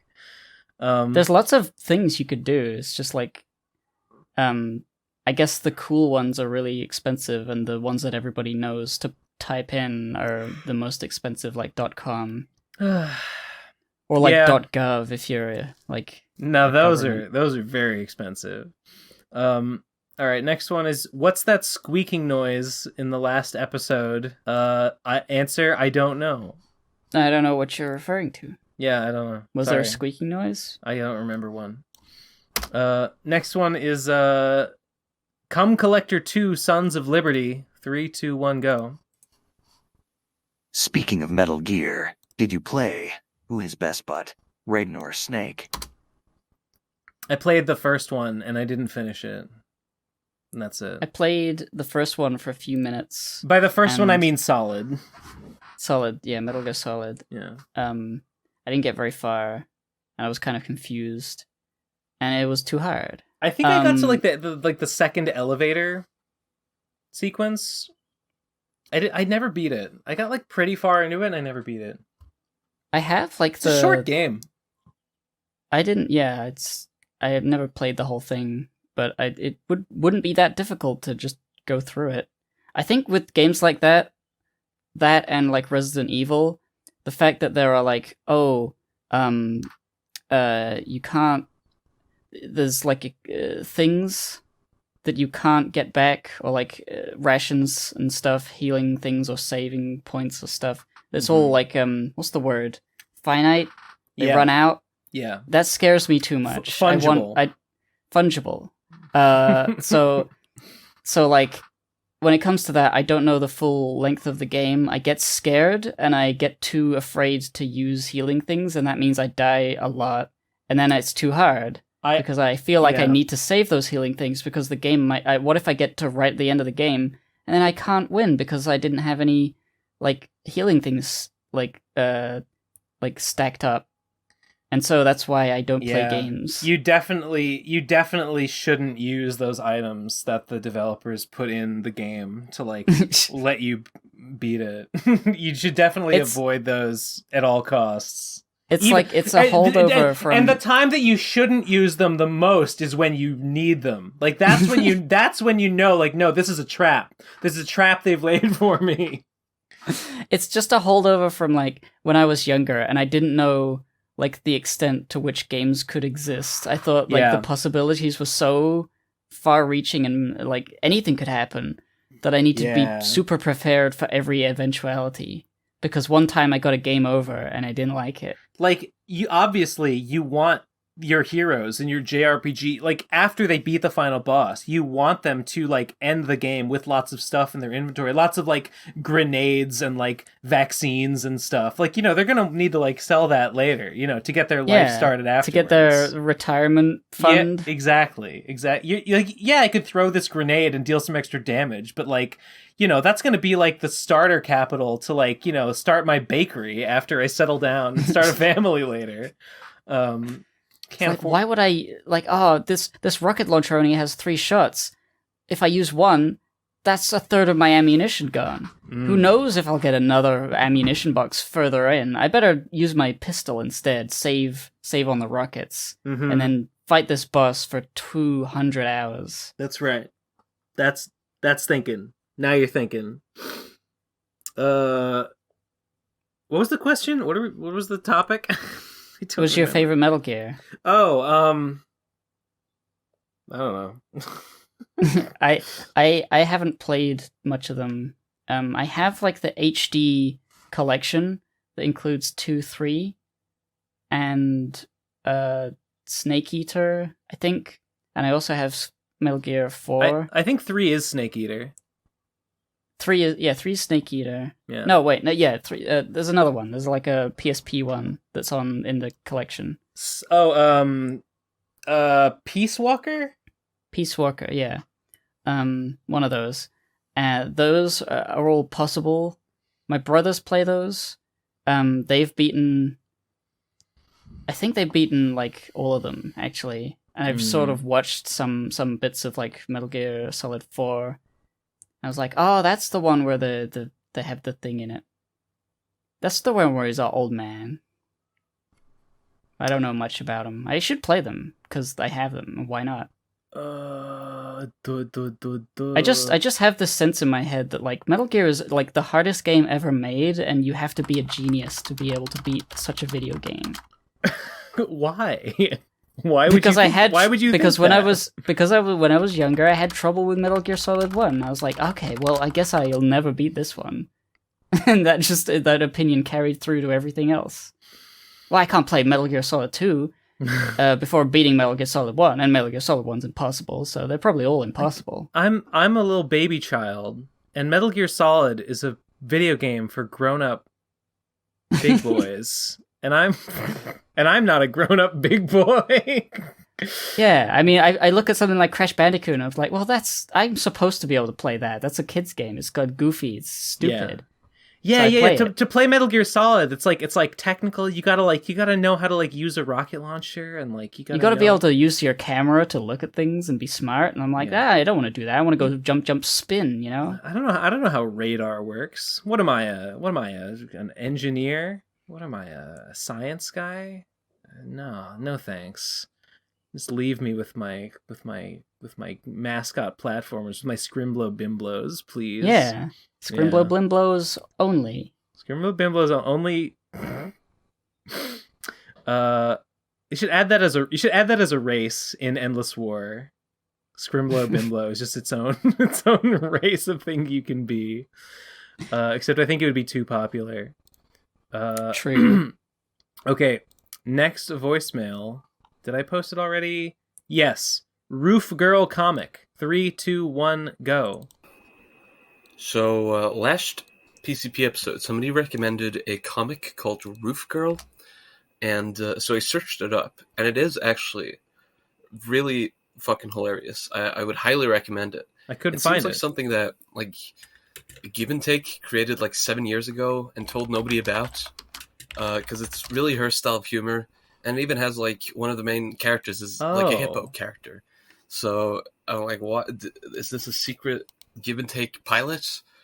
It's so good. And Roof Girl is really charming character design. It's a superhero who can only stay on roofs. So, she has some tough times, but, you know, she gets over those tough times and saves the day sometimes. It's great. Check it out. Okay, it is a comic. There is the first page. Wait, I can't. I clicked on a link and it's broken. I found it the on Almighty Roof Girl. Okay, I found a different thing called Roof Girl. Yeah, it's spelled the Almighty Roof Girl. Okay, that actually looks pretty funny. I might check that out later. Oh, it does look. Yeah, it does look like I drew it. A little bit. Yeah, I see what I mean. Yeah. Huh. Well, how about that? How about that shit? Okay. Next one is called Nostalgia Critic episode 300. There. Nostalgia Critic episode 300. 3, 2, 1, go. So I've been playing this game called Phantom's Revenge. It's about this cool pony guy with a cannon called Phantom Horn. You also have pet slime droid called Reggie. Cool shit, love cannons and slime. The main enemy are those Pokemon hedgehog freaks called Sonic. God, who could possibly create such a terrific monsters? Wait, what the fuck? She dies in one hit. I can't actually use her against most enemies. Wait, attacking costs heal. Wait, leveling up increases attack. Oh, it's Doug. What the fuck? Oh, you And didn't if I get try that? to annoy Yeah. him, I okay, I can't. get It's it. pretty bad. It's really bad. Oh, God, he lost It- it. Well, it's my turn, I guess. Now I'll review What? Slime, It's then Linkara. Punishment. Yeah, you would think there's like a wealth of nostalgia critic voice to feed into an AI. Maybe you need to put it all in caps and then it will work. Maybe. Okay, next shouty. Okay, next one is called Red Man's Ballad. 3, 2, 1, go. To the town of Ponterville, there rode a stranger one fine day. What the Hardly fuck? spoke to folks around him. Didn't have too Oh, much it's Trump. to say. Oh, it's he Trump. was wanted and a killer. His slime level 10 and 4. And his slime corp verified kill count. Numbered 1 in 19 more. Great. Thanks. Next. Donald Trump reads a bedtime story. Next one is called Crypto. 3, 2, 1, go. I've been getting a lot of fucking crypto commercials on YouTube. Seems like there's a lot more nowadays. On regardless what video it is. And even if I say stop seeing this ad, they just keep on coming up. I literally never looked up crypto once before in my life. They pump a lot of money into marketing because Yeah. that's the entirety of the business model is to make people think It's being legit it's being pushed. It's by being putting pushed it everywhere. It's being pushed onto your feed. Okay, the next voicemail was just a link, but I just posted the link there and it's broken. It doesn't work. So sorry. Oh, hang on. There's 2 forward slashes in there if I do that. No. Two forward still slashes? doesn't work. Oh. I see it.com. Is that a website? What is a website? What is I see it? Meme website, I guess.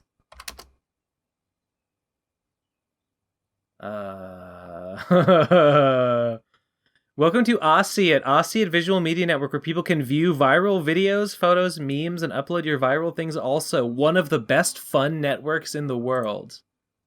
And Girls. How is this their logo? How does this read as I See It? Yeah, what? That's just heart eyes.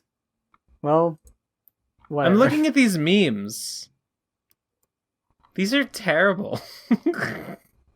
What is this fucking website? Okay.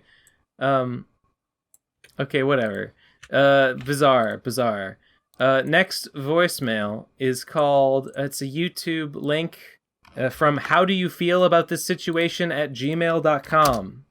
Quantum TV, Review Tech USA, Quantum TV tries to poorly explain away his bigoted, hateful posts. Answer, I don't know. I don't know how I feel about that. Who's Quantum TV? I don't know. Who's that? I have no idea. I'm not watching the video. Well, okay, 20... What? Don't put YouTube video. If you want us to watch a YouTube video later... It better be at least 5 explain seconds it long. in the voicemail. Yeah. Next voicemail is Mage of Light. 3, 2, 1, go. The thing about Vaush is that he keeps saying that he's okay with people criticizing the misogyny, but whenever someone criticizes the misogyny, he keeps saying that this is ceding ground to J.K. Rowling. Yeah. Like, well, are you okay with being criticized or not?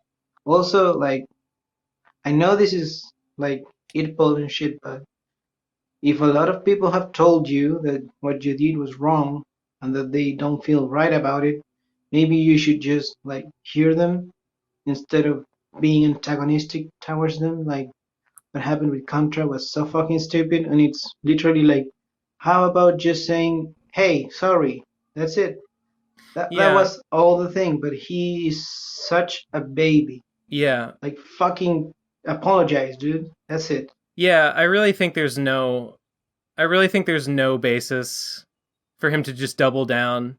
Like the thing to do is be like it's bad that I said that, and that like JK used it to like make me look bad and make all of us look bad, and it was embarrassing. You like it's not the wrong thing to do is be like, no, it was good actually. Yeah, I mean, I watched his video explaining it, and he doesn't. He doubles down. He doesn't agree that like it's good for J.K. Rowling, but he does agree that it was misogynistic. Okay. So I'm like, okay, well, whatever. So that's bad, right? Yeah. We're all agreed that that's bad then? Like yeah, that part of it. Okay. He thinks he still has an argument. I guess it's like there's an argument there. I can't remember exactly what he said. It's just such a who cares like drama fest at the moment. I don't like it. Well, I don't like people getting all heated about it.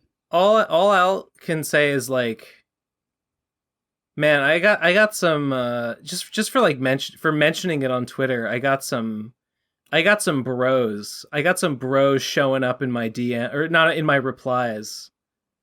And oh my god, they're so annoying. Like like angry Vaush people are like they're not quite as bad as Mauler people, but they're on the same level because they'll show up and like I can just smell it. I can just smell it through them. They think they're going to show up and they're going to own me with facts and logic. That's really what they're here to do. They show up and they start asking questions. They show up and they start asking questions that are obviously meant for me to answer them in a way that will like lay a trap that they can catch me in.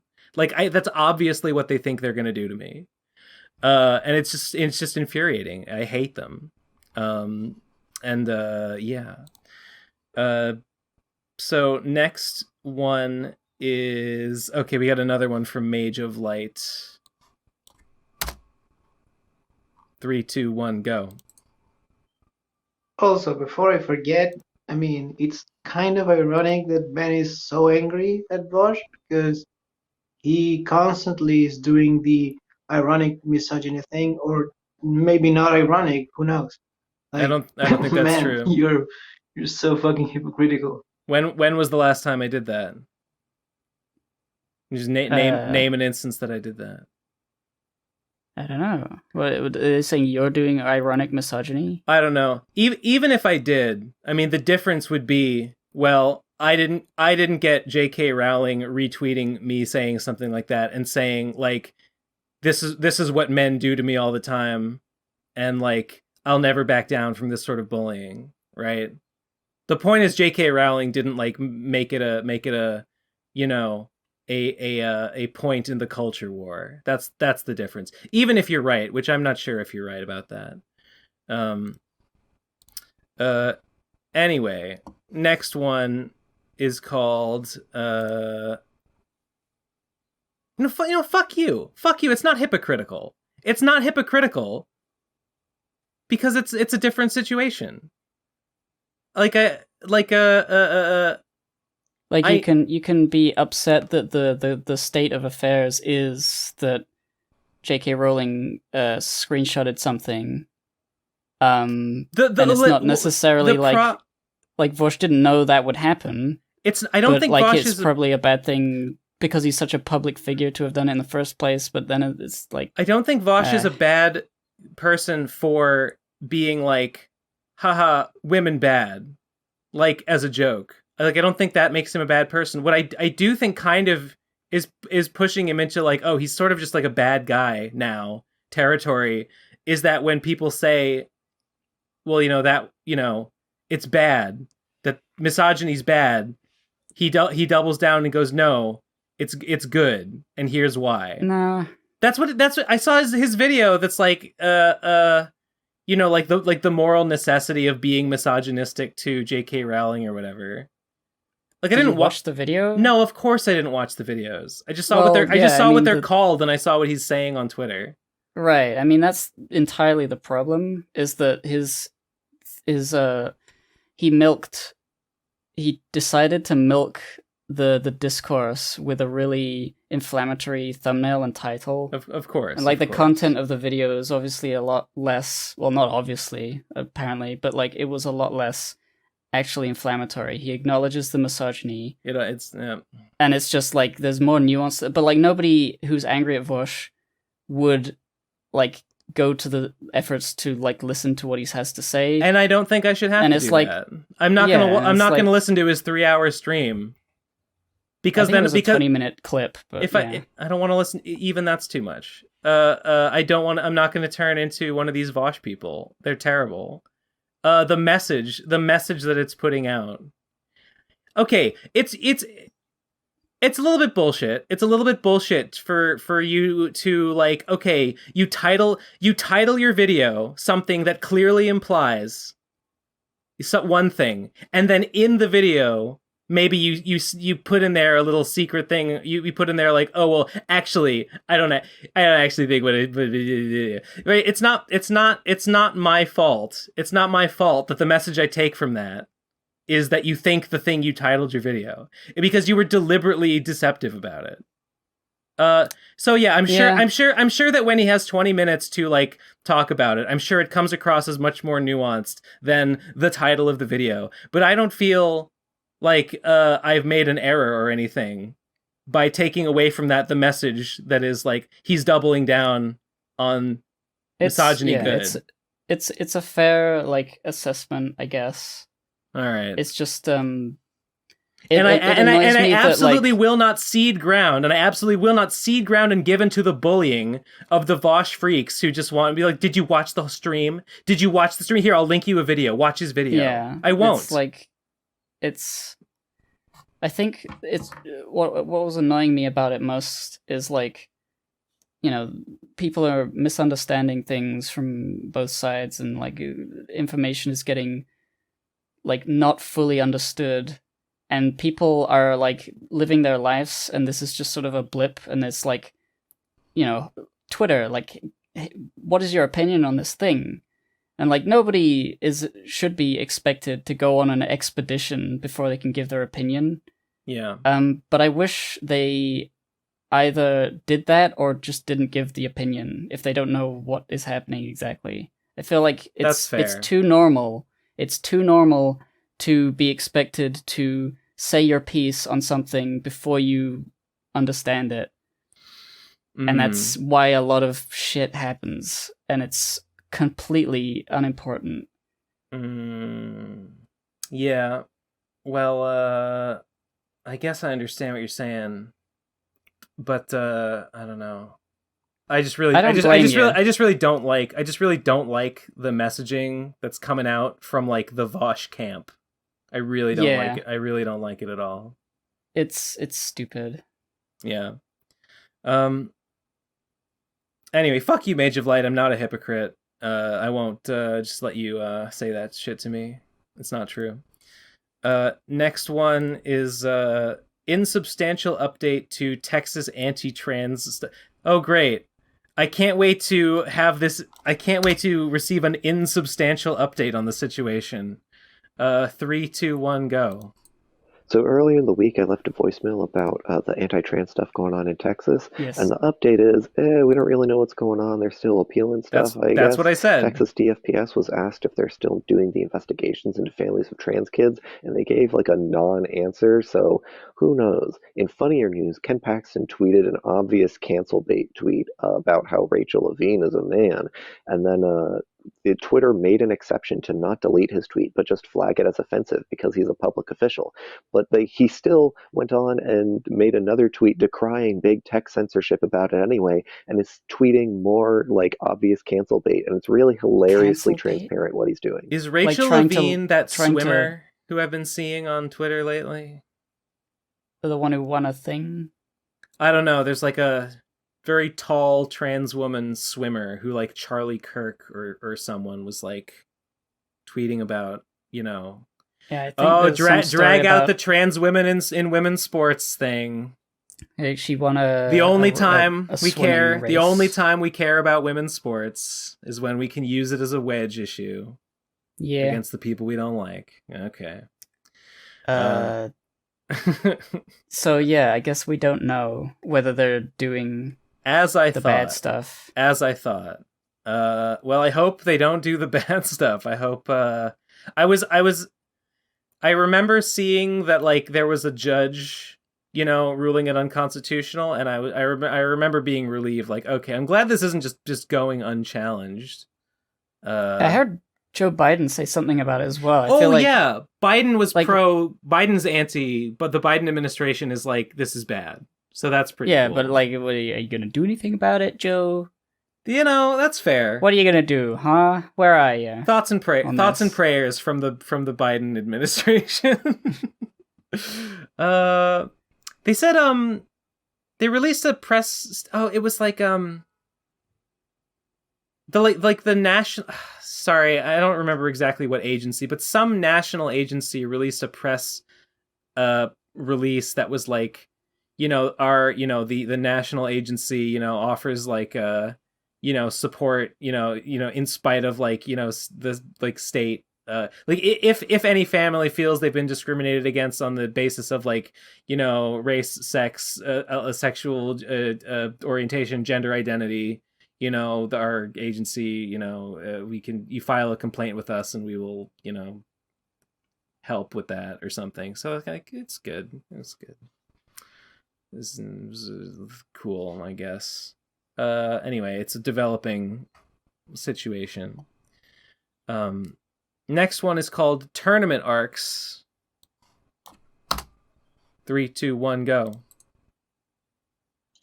In episode 300, you talked about how lazy tournament arcs are, and I can't agree more. I can't believe that Ben Saint wrote one into the Champion. You're wrong.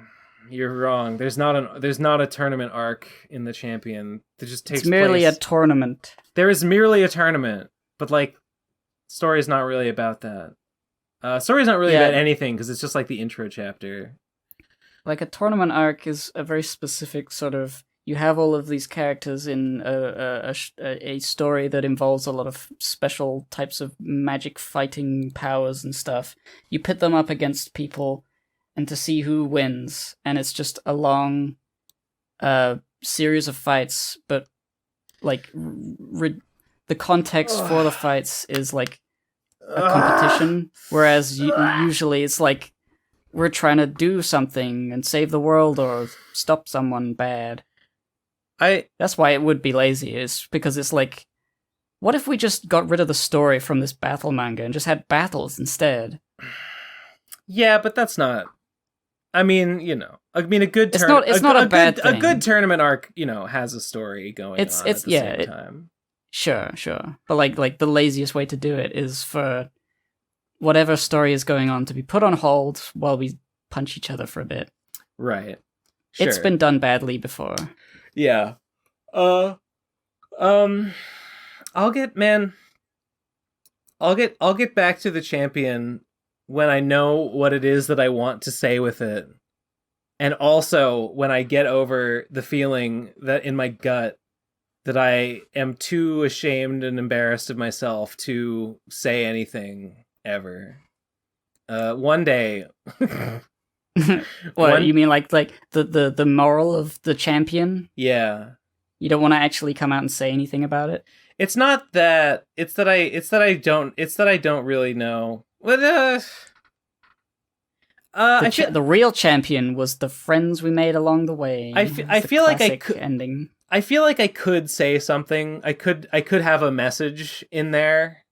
There's a couple different ones I could have, and like I would just have to settle on like, here's what I want the message to be, and here's exactly how I'm going to go about saying it. And I don't know exactly what that is yet. It's gonna be an allegory. It's gonna be capitalism's bad. Capitalism's It's gonna be an allegory for YouTubing, and Sophia is a YouTuber. She's burnt out. That's right. She doesn't like making her YouTube videos that get slay queen, and everyone loves them.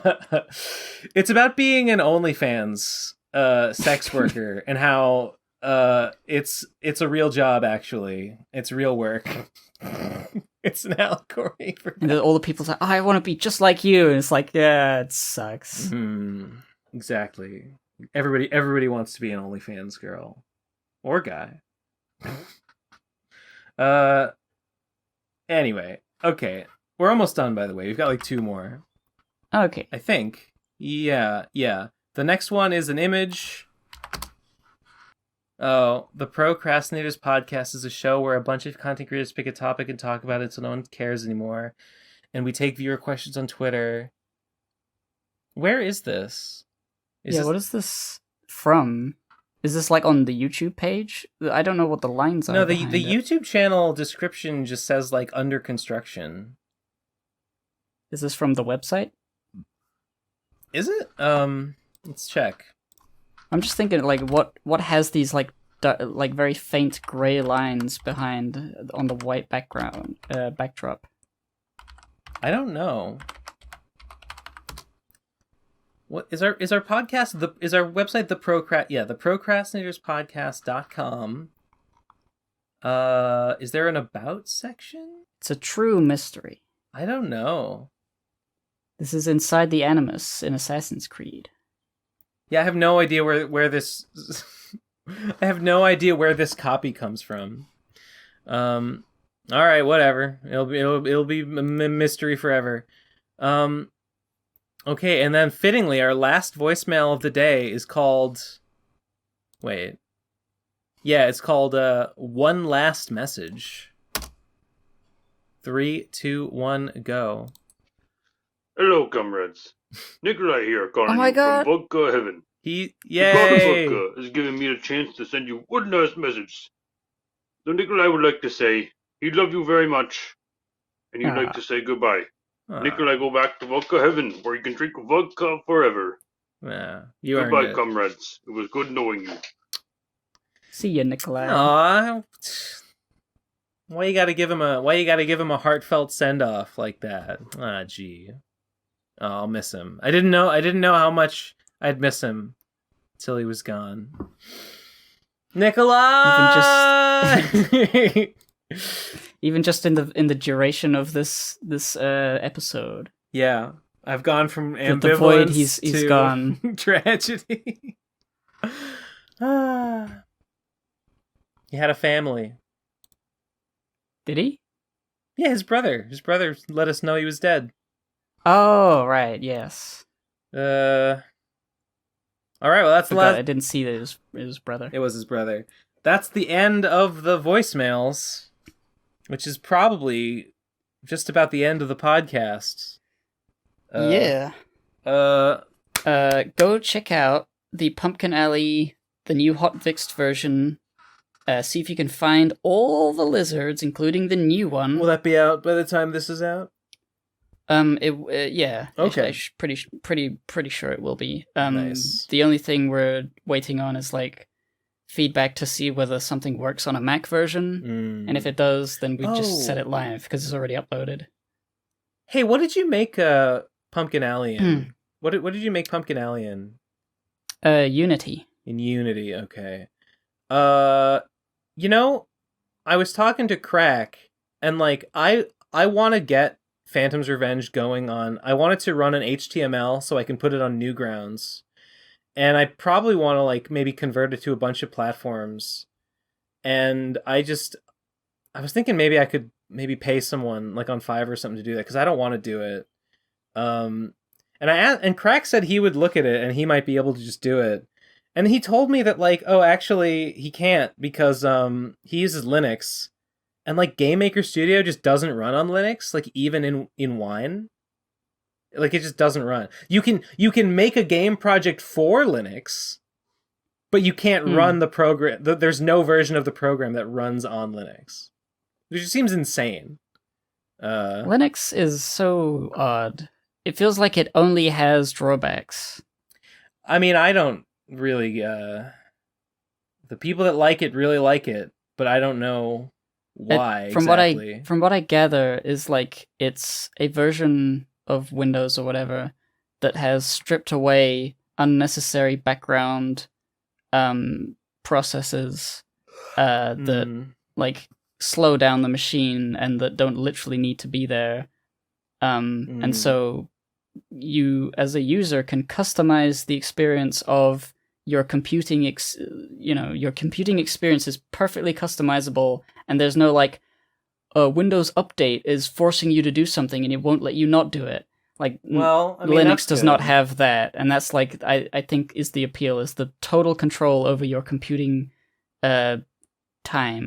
Yeah. But I'm like it's like the opposite direction to Apple, where there's so much less control than you have over Windows, where you can you can see all the program files and stuff, and Yeah. in a Mac that's possible, but it's harder.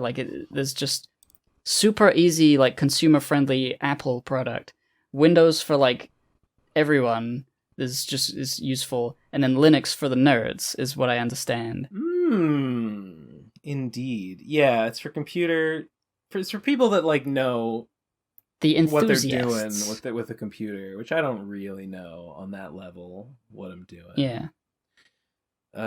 So anyway, I do really want to get it running on HTML and put it on Newgrounds at some point. I just want to do it. It might be.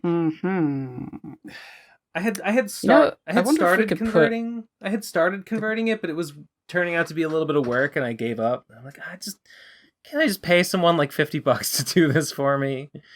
Yeah. I wonder if you could put 3D games on Newgrounds. I mean, I don't see why not.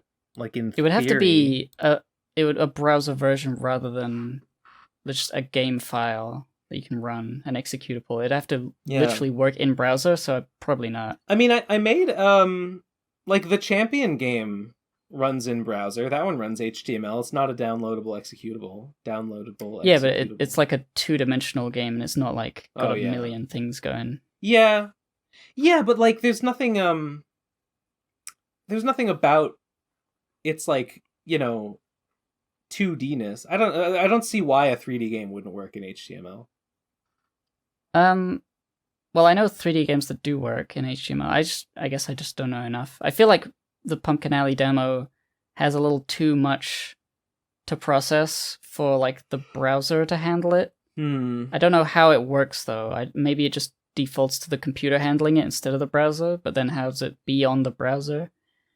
Wowie. I don't. Runaway from Snakes did work in browser, but it took a really long time to load, and that's a much smaller game. Right. Yeah, I got no idea. But I just really want Phantom's Revenge on Newgrounds. I want it on every platform. I think I'm definitely gonna try and put it on Steam at some point. Just because. I might change the music. I might have to change the music because I stole the music from Front Mission Gun Hazard. You know how it goes. What are you gonna do? Are you gonna make music for it? I was talking to Nate about it the other day, actually, when we were talking about finance stuff. He seemed to think that the thing to do was just to commission like sound-alike music, which, yeah, I could do that. It seems like so unnecessary, but like I guess if it makes the difference and it makes it's so bankrupt. It's like creatively bankrupt. Like, hey musician, could you like make me a song that like basically sounds exactly like this other song? Like it's different, but like just make it sound like this other song. Okay? Okay. Bye. How sad, you know? But that's all the game it has like events in it that are very specifically timed to like the timing of the music. Like I sort of made the scenes sort of around the music that is in them sometimes, so there's really no way around it if I wanted new music in there. So I don't know, I guess so. Yeah. I could do that, or I could just upload it with the music intact and like just be like Square Enix will never notice because it's like from an old game that nobody cares about, and like that's true. I don't know what I'll do about that, but I know that I want it on there, just to say yeah, it's on Steam. Lamau. Okay. What do you think? Are we done? I think we're done. Yeah. Okay. Patreon.com/the Pro Crastinators. I think we got some bonus episodes that have not been posted yet that need posting. Like behind the scenes bonus episode compilation things. Yeah, I think Eleazar made some and we just haven't posted them. So should get on that. Okay, Patreon, like, comment, subscribe, play Phantom's Revenge, check out the Pumpkin Alley patch. Oh, Tom just got back to me. Oh my god. Oh Jesus. Oh my god, is this gonna be the Tom fix the thing moment? Oh god, he replied to me with like a big thing. I think he's telling me how to do it.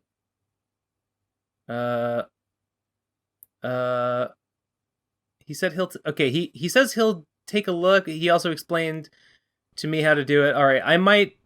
Okay, so maybe this issue will be solved soon. Okay, happy ending. Maybe I still hate you, voicemailers, all of you.